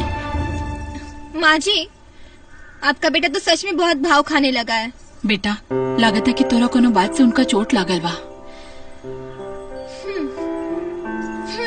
तब तो लगता है मरहम भी मुझे ही लगाना पड़ेगा। जवन हीरोइन भरल पंचायत में रजवा के थप्पड़ मरलस, वो चुम्मा कैसे दे दलस? ये चमत्कार कैसे भइल? बॉस, प्यार में बहुत पावर होला। जब दिल के झटका प्लस माइनस में सटेला तो मिले से मजबूर हो जाला। जे मेहरारू के देह में उपाट देला दर्द, उहे होला असली भोजपुरिया मरद। और रजवा तक खाटी मरद बा। और हम मौका हैं। बॉस, भीख मांगल जरूरी बा, मौगा ना। काल से भीख मांगे के प्रैक्टिस करी, प्रैक्टिस करी। दही शर्त लगौले रहे ना। अच्छा खासा करोड़पति घुंगरू पंडित के अरे भिखारी बना देला सन, भिखमंगा बना देला। क्या मालूम है राउर किस्मत इतना फटी चढ़ फटी चढ़ बाज बिखबा राउर ड्रेस मतलब? अरे तो कहीं ये पहन के भीख मांगो। अरे कौना घड़ी में तो से बिया कहीं। अरे ये दोनों कब रहले जब तू हमार दुश्मन। यहाँ के राजा साहब के हवेली हुए। अच्छा। बहुत बहुत आदमी काम करत रहलन पहले। हाँ। अब तो सब राजपाट खत्म हो गई, तब यहाँ कोई आदमी नहीं खे। बस यहाँ सब लोग घूमे खातिर आवेले। हाँ। रेडियो। हाँ? अरे अब ये कहाँ से आ गई? रउआ राजा खातिर आ गए नी। एकर मतलब ऊपर वाला हमर दुआ कबूल कर लेहलन। सच में दीवानापन जब हद से गुजरेला तो मोहब्बत के अपन गुलाम बना लेला।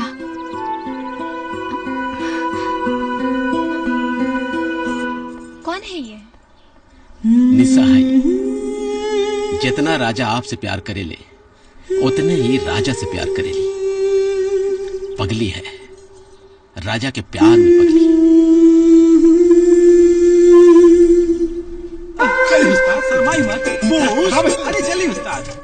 बॉस, अरे माउंट मेरी बॉस, अपनी सोच के खास बात रोज के साइड में रख दी और धंधा स्टार्ट करी बॉस।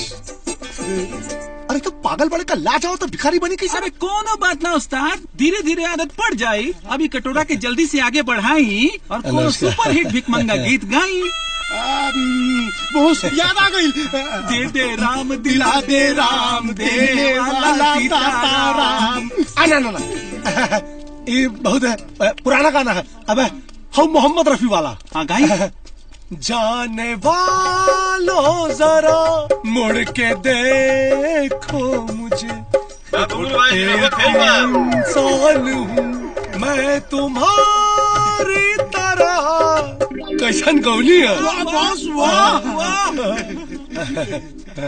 चला फिर तो तू ही पकड़ कटोरा, तू ही पकड़। चला जाने वालों जरा मुड़ के देखो मुझे। ए बॉस, हाँ मुखिया जी सजा तोहरा के सुनौले बारे तो भीख हमनी के काहे मांगी? ये पकड़ी कटोरा। पकड़ी ना कटोरा, पकड़ी ना। चली। जाने वालों जरा मुड़ के देखो मुझे। आगे से ऐसे भाई भीख ना मिली। भीख दे। अबे आनहर बाड़े का है? मांगे के भी ससुर रंगदारी दिखा रहल बाड़ा। ए बॉस, नॉर्मल अंदाज में चली।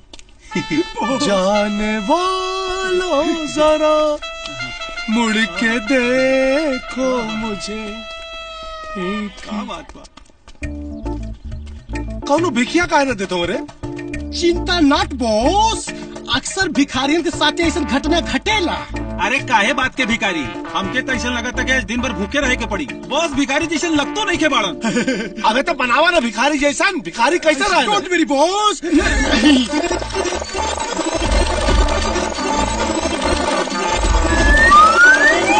लगा था नहीं ओरिजिनल भिखारी। चली गाना शुरू करी। जाने वालों जरा भगवान के नाम पे दे दो। मुबारक हो बॉस, मुबारक हो। भगवान तुहार भला करे। हाँ बॉस, अब तो भाभी भी भिखारी समझ ले ली। मुबारक हो। अच्छा कर ये कहाँ जाता रे? अरे हार कब खरीद ले? ई 2 कट्ठा बेच देनी। 2 कट्ठा बेच दे? ड्राइवर गाड़ी चलावा। अरे कहाँ जाता रे? अरे रुक।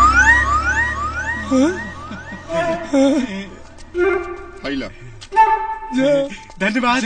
बधाई हो बॉस। माँ जी, आप इतना परेशान क्यों हो रही है? वो आ जाएंगे, आप कुछ खा लीजिए ना पहले।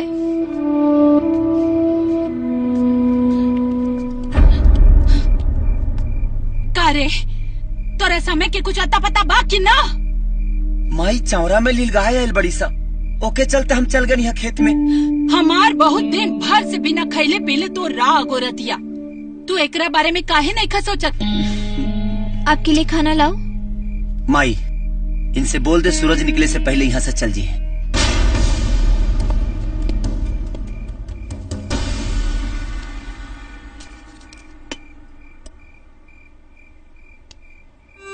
खुशी किस्मत बनल चाहता, हमार बेटा ओके ठोकर मारता।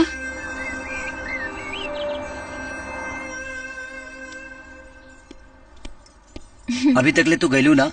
हाँ? जिसके लिए मैं अपना सब कुछ छोड़ के आई हूँ,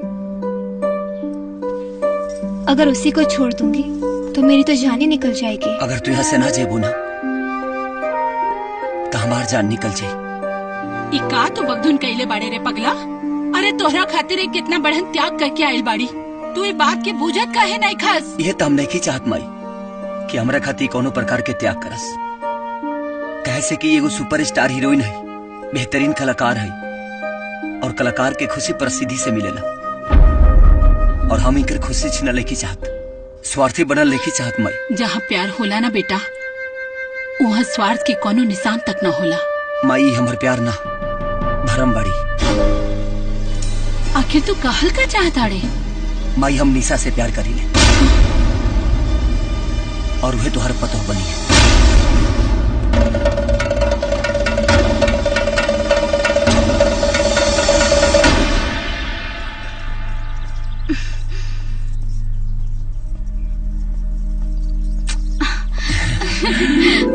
हाँ हम तो समझत रहनी तो हमके भुला गए लोग, पर ऐसा नहीं खे।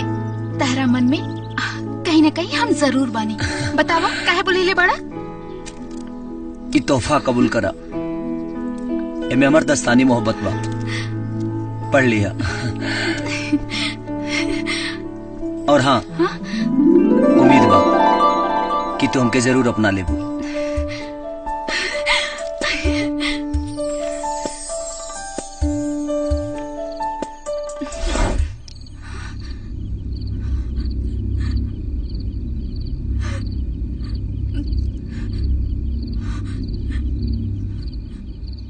रे चिरकुट रे, काम उसका नहीं होला तारी, तनी आवाज छे मार।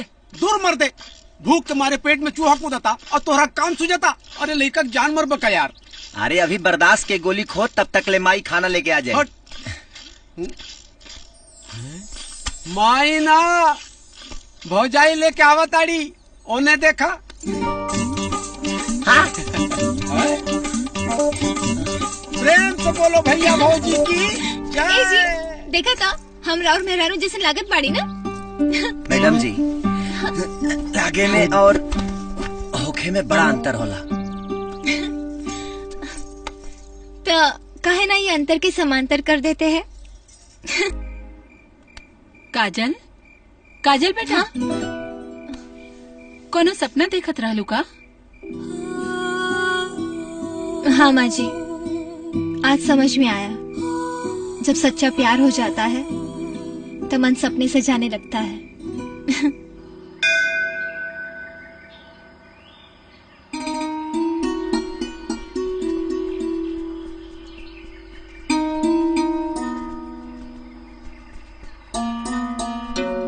का भइल बेटा?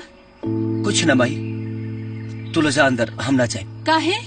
माई हम तो तोहार खाली मन रखे काती आ गनी, न तो हमार मन न रहा। तू तो बोलत रहला पहले कि काजल के साथे तू आइबा भगवान के दर्शन करे, अब तो काजल में साथ में बाड़ी ना बेटा। माई गलत फहमी में गलती हो गई। ज्यादा जिद मत कर, चल चल अंदर। रहने दीजिए माँ जी, पूजा पाठ में किसी से जबरदस्ती नहीं करनी चाहिए। चलिए।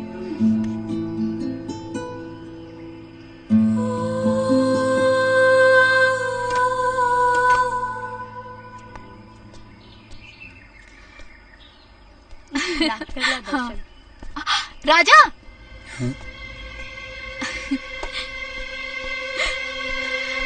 हमार पूजा तो हो गई, हमार भगवान मंदिर के बहरे बैठा गई।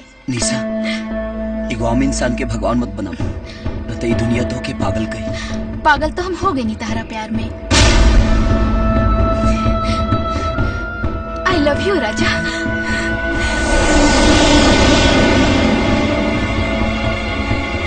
ए बबुनिया, अरे जल्दी से कुछ खा के ले आओ, पेट में भुचाल आवता। ए मुनिया, ले आओ ले आओ। हाँ ले आओ ले आओ, अरे ले आओ ना।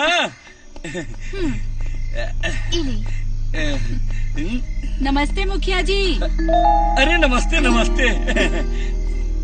कहो राजा के माई, हीरोइन पतो पाके पूरा गांव जवार में बड़ा फेमस हो गई बाड़ू। अरे शादी के लड्डू कब खिएबू? लड्डू में मिठास शक्कर से आवेला मुखिया जी, बाकी और बेटी ओ में नमक मिर्चा डाल रहल बाड़ी। बेटी ई का कहताड़ी? युग युग से लोग प्यार के दुश्मन रहल बा बाबूजी, ओही में से ही हमार सासू माँ बाड़ी। सुन लेनी कितना रोआब से ये रिश्ता जोड़ रहल बाड़ी। अरे ये हमार बेटा के मती मार ले बाड़ी। तनी अपनी बेटी के समझाई, हमरा बेटा के प्यार इतना पवित्र बा कि काजल जैसन हस्ती अपन सब कुछ छोड़ के हमार बहू बने खातिर आ गईली। ओकरा बिना ही मर जाई मुखिया जी। और हमार साथ बिना राउर बेटा जी ना पाई। ई तो हर भ्रम बा निशा। हमरा बेटा के जिंदगी के सहारा हमार काजल बाड़ी। हम तो हर आगे हाथ जोड़ता नहीं निशा, हमरा राजा के भुला द तू। माँ जी रहने दीजिए, मेरे लिए आपको किसी के सामने हाथ जोड़ने की जरूरत नहीं है। अगर राजा मेरे नसीब में होगा तो हम दोनों को मिलने से कोई नहीं रोक सकता। चलिए यहाँ से, चलिए। बॉस, घाम में ऐठ के भीख मंगला से अच्छा बा कि रोज मंगरुआ के मुर्गी फार्म हाउस से एक एक मुर्गा चुरा के खाइल जाए। ढेर होशियारी मत मारा है? पता चल गया ना क्यों के तो ससुर कपारे पे अंडा फोड़ फोड़ के मुआ दिए सन। डोंट वेरी बॉस, 3 तीकड़ महाबीकड़। अरे जब केहू से बतौले न जाई तो कैसे पता चली? अबे अब तोरा पे कवन भी बता गई। मंगरुआ के पता बा कि मुर्गा के चुरौले बा। कैसे? अरे मुर्गवा चुरावे बदे हम ओही से खांची मंगले रहनी ना। अजीब भी पतवाई। मुखिया जी, ये सबन हमार मुर्गा के नोच चोट के पका के खाए जाता हूँ, यानी कि छोड़ी मत। चिंता मत कर मंगरू, सजा मिली। ये मुर्गी चोर के सजा मिली। ए घुंगरू, हमार बात कान खोल के सुन ल। तोहरा के 1 महीना और भीख मांगे के पड़ी। नहीं गलत बात है। ई ना इंसाफी बा मुखिया जी, ना इंसाफी बा। ये है इंसाफ है। ए मंगरू, मुर्गा के उठाओ। तोहार मुर्गा के अपन हाथ से अंतिम संस्कार कर। उठा दे बे। थोड़ी सा तो दे दी। अरे एकदम निर्दयी बारे। उस्ताद, मुखिया बता ऐसा सजा सुनावता जैसे लगा था कि खैरात बांटा था। 1 महीना और भीख मांगा और कुल मुर्गवा भी अकेले खा जाई मुखियावा। सब सुन तो चलते पहले पगला कार है? अरे जकरा घर से मुर्गी चुरौला वही से खांची मांगे चल गया। कूल डाउन बॉस, कूल डाउन। रउआ पे हो रहा अत्याचार के असली कारण रजवा हे बॉस। रजवा के कौनो न कौनो बंदोबस्त करे के पड़ी। अब यह सोचिए साहब। सोच में सोच लेनी उस्ताद। हमारा पास एक ऐसा लड़ाकू विमान बा जो रजवा के हड्डी के सुरमा बना के राउर आंख में लगा दी। ओकर नाम बा Bruce Lee. Bruce Lee? Bruce Lee? अरे धनिया पत्ती तो भुला गई नहीं यार। कौनो बात नहीं यार, फिर बाद में ले लिया ही ना। अरे तो फिर आवे का पड़ी यार। ये उल्टे पैदा भइल बा का रे? अरे दुनिया सीधा चलेगा, ये सब काहे उल्टा चलता? ये तबला कहाँ पर है तुम्हारा आइटम? देख न समनवा आ गई हमार ब्रूस ली। रे पैदावार तो इंडियन लगता, लेकिन रहन सहन इंडियन नहीं खे बुझात। लागत चाउमीन चाट के खा ले यही से चाइनीज मिर्गी उपटल बा कंकाल तंत्र की। गो कंकाल तंत्र। हाँ मैं Bruce Lee. Bruce Lee, Bruce Lee. चिंग चांग चाय चाय। अभी ले सुन भोय भोय।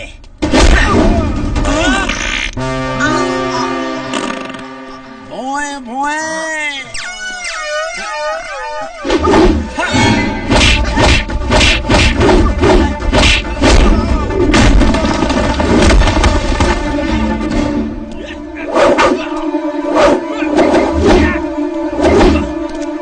अभी देख हमार कहाँ कहाँ घुसता।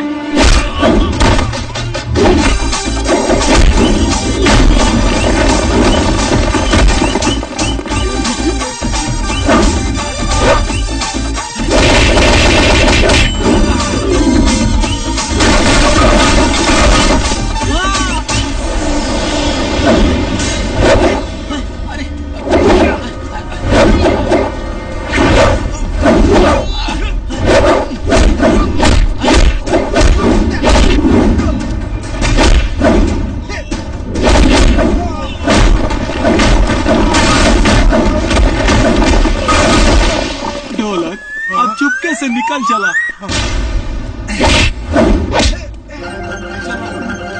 जब एगो हिंदुस्तानी के बर्दाश्त होत नहीं खे पाए ना तो चाइना कह लेता इंडिया के बायना। अरे कैसा घुसा रे घुस बैठे यहाँ कैसा घुसा। जब घुसिए गया है तो चल तोरा कैसा जगह घुसाओ तानी कि फिर दोबारा बहरी ना आई बे आओ।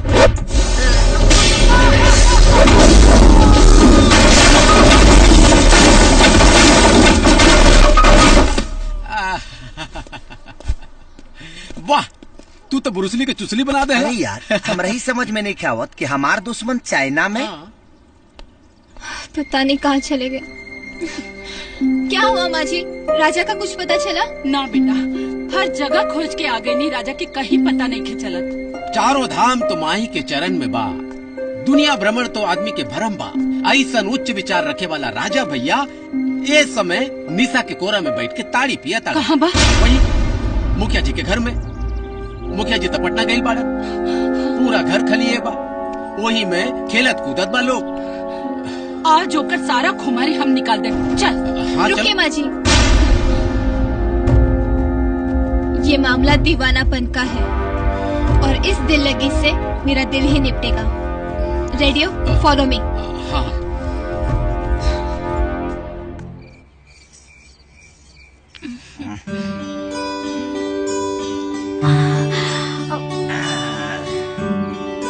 एकदम ओरिजिनल ताड़ी बुझाता। मिजाज टनाए लगल, आँख सहरियाए लगल। हमरो मंडसी आए लगल राजा। ये क्या हो रहा है? ये क्या डार्लिंग? हमकी तो तहरा अलावा कुछ लौकत नहीं खे डार्लिंग। अच्छा अभी बता दी।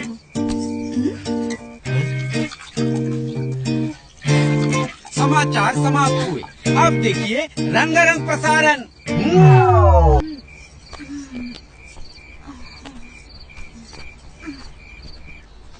ऐसे ना एक बार गई नी जी, ठीक बा ना? गोड़ लगातानी, गोड़ लगातानी है काकी। बहू कुछ छुट्टा पैसा होके तो निकाल के भिखारी के दे दो। वाह वाह, आईनी न गायनी फलाना वो कहनी। तो हार बेटा रजवा निशा के साथ लहर लुटता और इनके बहू कहता रू ये बोस जैसे बिना पानी के मछली तड़फेले वैसे बिना मेकअप की हीरोइनिया तड़पतिया है। जितना दिल तड़पता है मोहब्बत उतनी ही गहरी होती है। मोहब्बत इतनो गहरी मत कर दिया कि मौत से मोहब्बत हो जाए। अरे डार्लिंग, रजवा में ऐसा का रखल हो, अरे हमार हाथ थामला हो। बाप दादा का छोड़ल करोड़ों को जायदाद बा। दिन में होली और रात में दिवाली मना दे। जो दूसरों की कमाई पे जीता है वो मर्द नहीं मौगा होता है। चला बहू। चलिए माँ जी। बॉस ई तो रउआ पे चुल्लू भर पानी में डूब मरे वाला इल्जाम लगा गया। अपना साथी बिस्तर पे सुता के बेइज्जती का बदला ले। एगो मौका बा बॉस। का उ रजवा बथानी में सुते जाला। तब तक हो पाई जाए सरवा। हाँ हमारे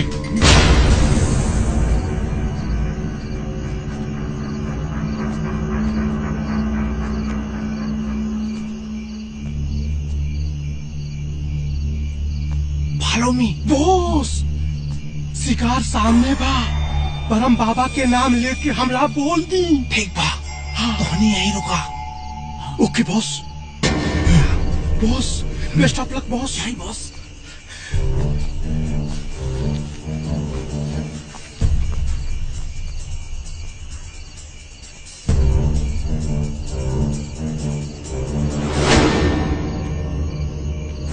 अरे हमार हाथ थामला है। बाप दादा का छोड़ो करोड़ों को जायदाद बा। दिन में होली और रात में दिवाली मना दे।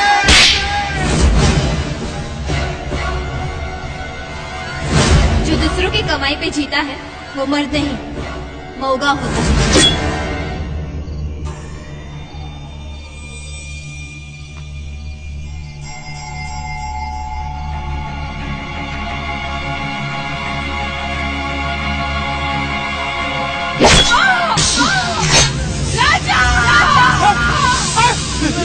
अरे बुढ़िया अरे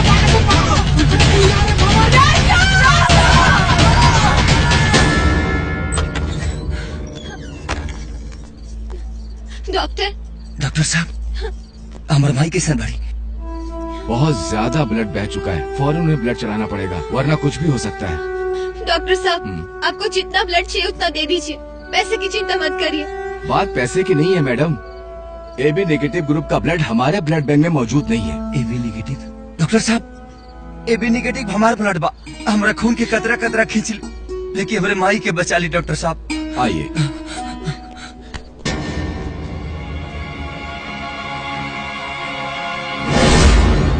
राजा तुमने आने में बहुत देर कर दी है, पहले आते तो शायद मैं तुम्हारी कोई मदद भी कर पाती। मतलब ये है राजा कि सारी रिपोर्ट आने के बाद ये पता चला है कि आपको ब्लड कैंसर है और वो भी लास्ट स्टेज पर।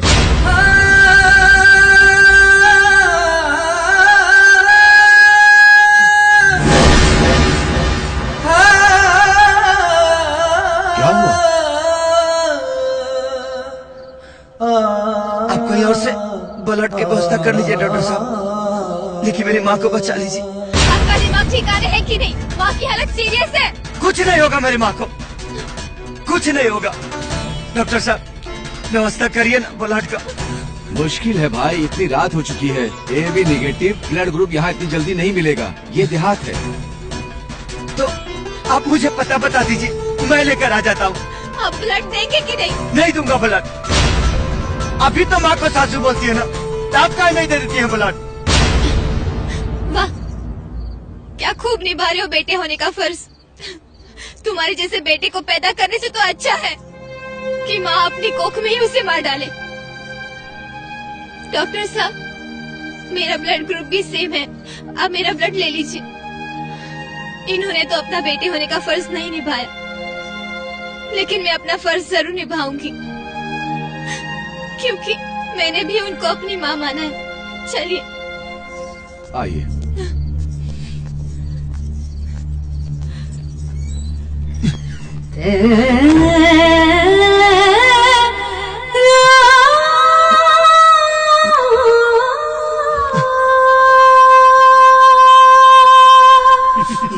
ससुरा का समय आ गई बा, मुर्गा मछली कब दर्शने नहीं खे होत, खाली लिट्टी चोखा ठूसे के पड़ता है।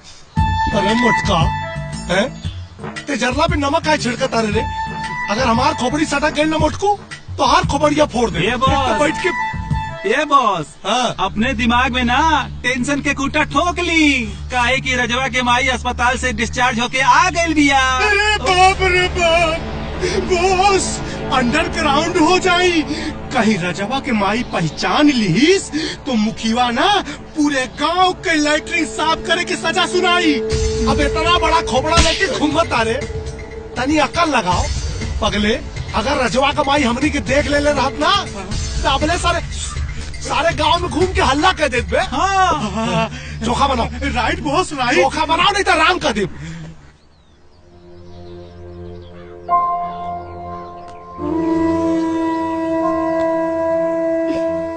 माई उठ दवा खा ले। माई माई उठ ना दवा खा ले। माई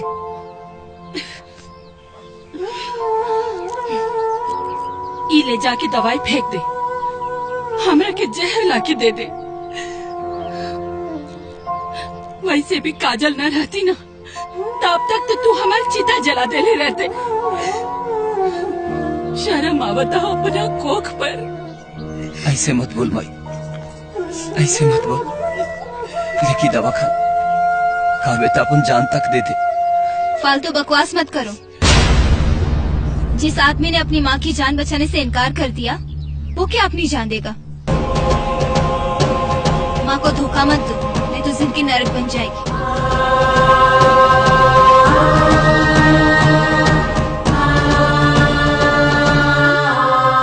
अच्छा माँ जी, कोई गलती हुई तो माफ कर देना। कहाँ जाता रू काजल?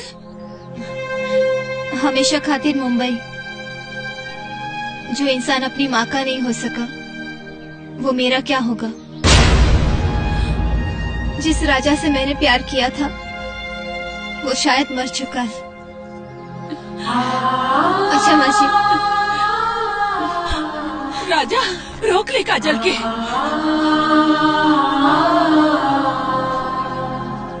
उनके अपना दुनिया में जाए दे माई। लेते दवा खा। तू ही दवाई खा। रुका काजल, काजल, काजल, रुका बेटी, रुका बेटी।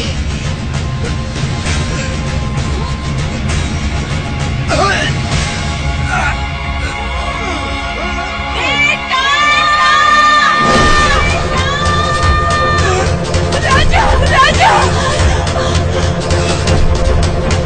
राजा,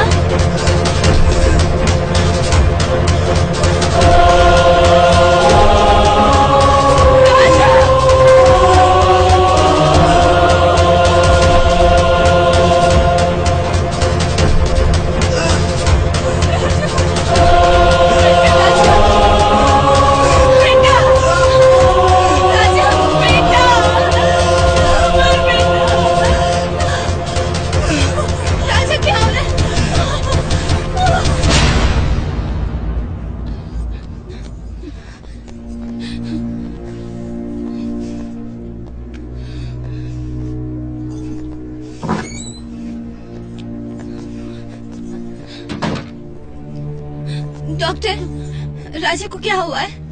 आप लोगों को नहीं पता? क्या? लगता है राजा आप लोगों की खुशियों में इस कदर खो गया कि अपनी बीमारी के बारे में बताना ही भूल गया। कैसन बीमारी डॉक्टर साहिबा? राजा को ब्लड कैंसर हुआ है। Blood cancer?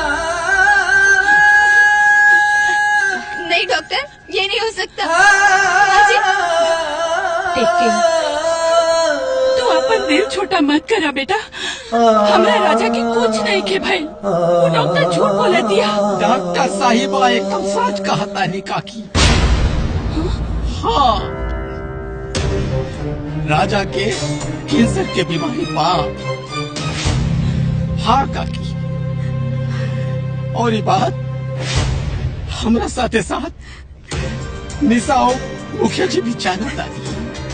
हाँ काकी, जेकर खून में कैंसर के खून लग गई होके, वो अपन दुश्मन के भी खून ना दे सकेला। रउआ तो मतारी है। राजा रउआ के खून कैसे दे सकेलन? दोनों बाप अपन बेटी की बेइज्जती ना बर्दाश्त कर सकेला। बाकी राजा के खुशी के खातिर हम सब कहेंगे।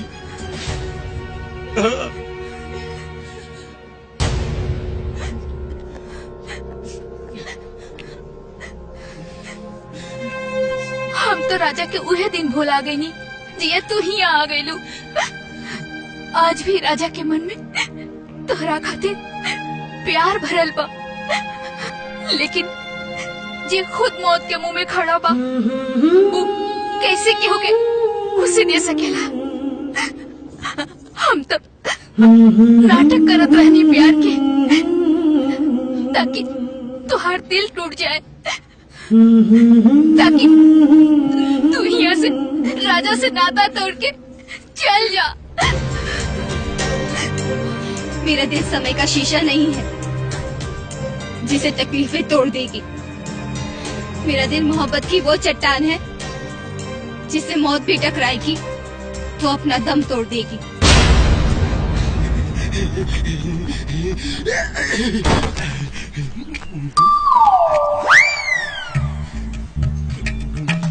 बॉस, ये बॉस, बॉस, उठी ना बॉस। ए भिखारी उठना। अल्लाह के नाम पे दे दे बाबा, मौला के नाम पे दे दे बाबा। जिंदगी भर भिखिया मंगवा का। अरे हमके भिखारी बना के तो नहीं ऐस करो अरे किसिया काहे बारा घेड़ा। अरे हमनी के खुशखबरी के बकिया उधरे तरह निशान। कैसन खुशखबरी बा? अरे रजवा के ब्लड कैंसर हो गइल बा, ऊ हॉस्पिटल में भर्ती बा। ब्लड कैंसर हो गई बा? अरे इतना बड़ खुशखबरी और खाली हाथ सुनाओ दरअसल। मिठाई उठाई ना लेके अइला हा? जो बे 5 किलो लड्डू, 5 किलो पेड़ा और गुलाब जामुन, 5 किलो बर्फी, 5 किलो बालूशाही।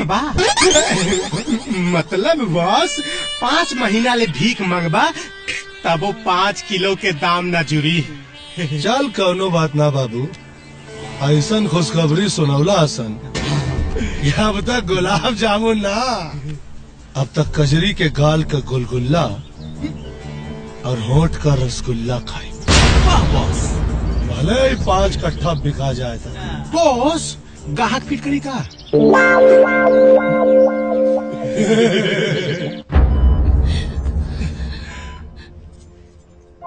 माई होके अपना बेटा के दुख दर्द ना समझ सकनी, बहुत अफसोस बा बेटा।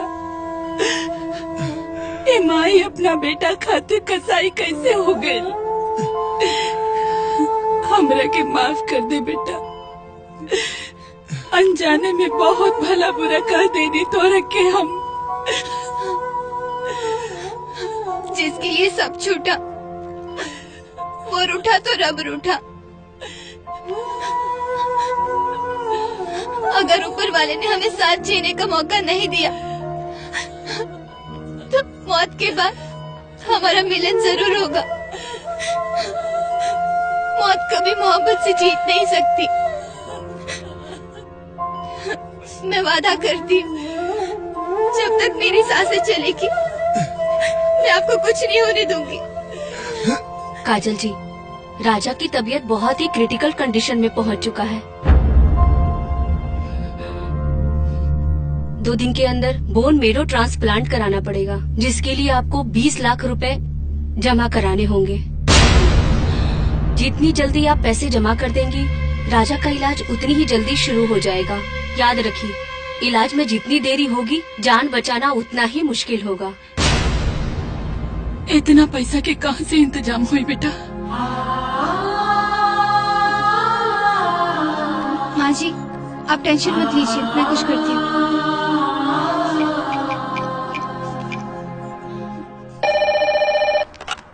हेलो हेलो चाचा जी, काजल बोलो छू। मी नागेश भाव बोलतो रे बाबा। चाचा जी है? अरे बाबा वो तो मुझको बंगला भेज के कब से यहाँ से फुर हो चुका है। उनका कोई दूसरा कॉन्टेक्ट नंबर होगा तो दीजिए ना प्लीज। नको रे बाबा।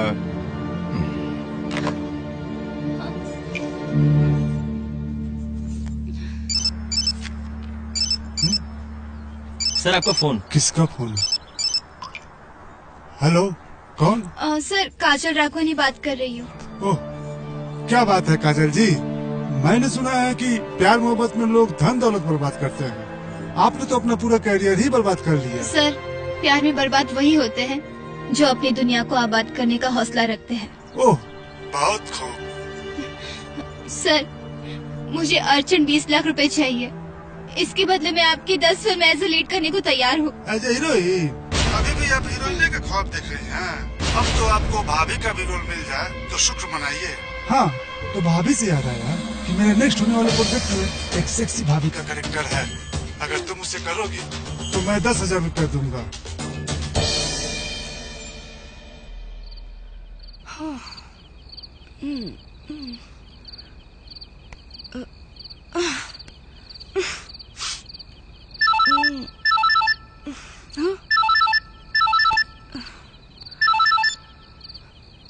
हेलो हेलो मोहिनी, काजल बात कर रही हूँ। Oh my darling, my baby, कहाँ हो तुम? मैंने तुम्हें कितना फोन किया लेकिन तुम्हारा फोन ही नहीं लग रहा है। वो मेरा नंबर चेंज हो गया है। अच्छा, तुमने तो बस नंबर ही चेंज किया है लेकिन मेरा तो पूरा लाइफ ही चेंज हो गया है यार। मैंने जिसको अपना बनाने का फैसला किया था वो शातिर, वो लुच्चा मुझे छोड़ के रफू चक्कर हो गया। मुझे उसने एक एक रुपए के लिए मोहताज कर दिया। बस देसी दारू और बीड़ी से काम चला रही हूँ यार। तुम मेरी मदद करो ना please baby, tell me baby. का भइल बेटा?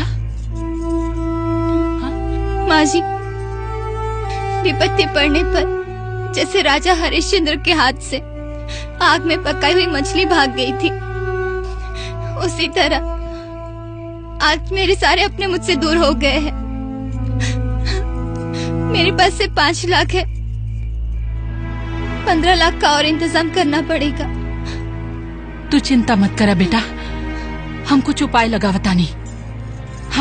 43, 44, 45, 46, 47, 48, 49। नमस्ते लाला बैठा जी। बैठा राजा के माई, सुनली है राजा के ब्लड कैंसर के बीमारी हो गई बा। ओफ ओफ ओफ ओफ ओफ, भगवान कबो कबो एकदम अति कर देवेला। इतना भारी बीमारी गरीब आदमी का लगा दिला। होने के केहू न टाल सकेला लाला जी। ये हमरा जमीन जायदाद के कुछ कागज हा, एकरा के गिरवी रख ली। हमरा के 15 लाख रुपया दे दी लाला जी। 15 लाख? 15 लाख का करबू? वही यमराज से हमरा बेटा के परान खरीदे के बा लाला जी। देखा, हम बहुत व्यवहार से धंधा करी ले, लेकिन व्यवहार के कबो धंधा में ना घुसे देवेली। ये तो हर जमीन के कीमत कुल घींच घाच के 8 लाख रुपया भई, और हम 8 लाख से 1 रुपया अधिक ना दे पाए। ऐसे मत बोली लाला जी, हमारे इकलौता बेटा बा, हमारे जिए के सहारा। हम जिंदगी भर राउर गुलामी करब। देखा, गुलामी करे के उम्र तो हर खत्म हो गई। बाकी 8 लाख रुपया तो हर बा, लेवे के होके त ले ला, नहीं तो अपने रास्ते।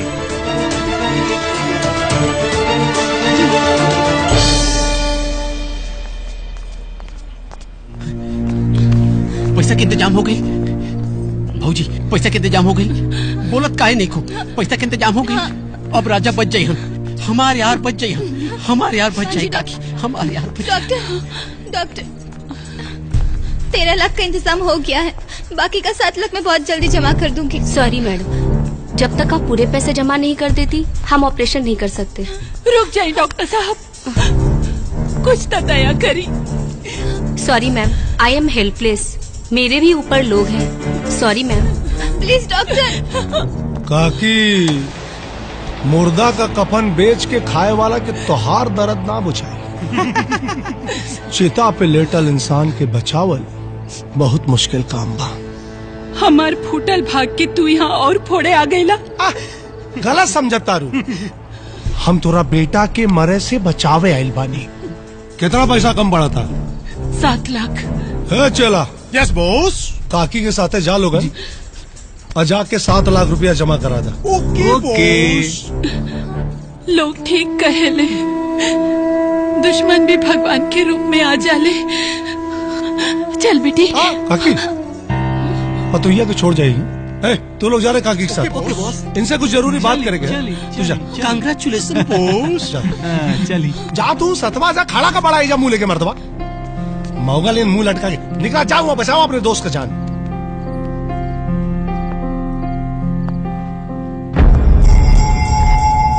ढेर सोचा मत है बबनी, खाली तोरा के भोगे खातिर 7 लाख रुपया स्वाहा करे जा रहल बानी। मतलब? अरे दीवानो, मुझे पहचानो, मैं हूँ घुंघरू, और ये घुंघरू खाली एक रात अपना बिस्तर पे तोरा साथे बजल चाहता। घुंघरू, घुंघरू। कूल बेबी कूल, चिल्लाइए नहीं, मुस्कुराइए। काहे कि अगर हमको गुस्सा आ गया और हम डॉक्टरवा से 7 लाख रुपया वापस ले लिए ना, तो रजवा का लाश अपना कोरा में रख के सती होना पड़ेगा। हाँ, इतना परेशान काहे हो रही है? अरे एक रात का बात है और एक बार का बात है। धनी हमरो ललसा पुरा दीजिए ना, है?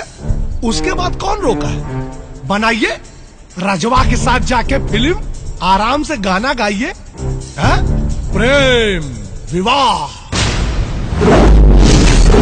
शायद तुझे कभी किसी से प्यार नहीं हुआ, वरना आज तू जिस्म का सौदा नहीं करता। जानवर है तू। अगर इंसान होता तो आज इस मिट्टी की पुतली को खाने के लिए इतना नहीं मरता। हाँ ठीक है, हम जानवर ही सही, लेकिन सनम तुम्हारे आशिक हैं हम, हैं? अब सोच लो कि तुमको हमारी चाहत की चिता जलानी है या अपने आशिक की। लेकिन तुम्हारे पास ज्यादा टाइम है नहीं।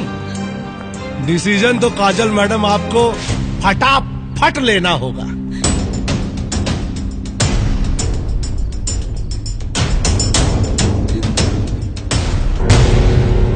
अगर मेरा जिस्म बिकने के लिए ही बना है तो मैं इसे तुम्हें जरूर बेचूंगी।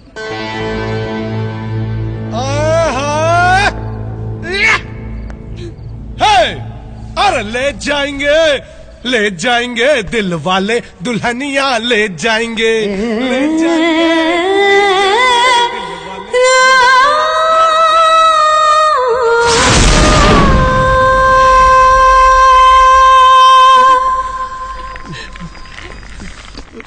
राजा, राजा,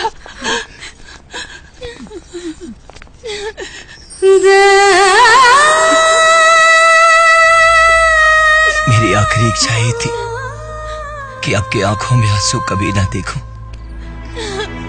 लेकिन कम वक्त जिंदगी ही बेवफा निकली। आखिर रुला ही दिया मेरी मोहब्बत को। नहीं राजा, आपको कुछ नहीं होगा। यमराज के हलक से भी मैं आपके प्राण छीन के ले आऊंगी, लेकिन आपको कुछ नहीं होने दूंगी। तोरा कुछ न होए हमार लाल, कुछ न होए। चलो फास्ट। राजा, राजा।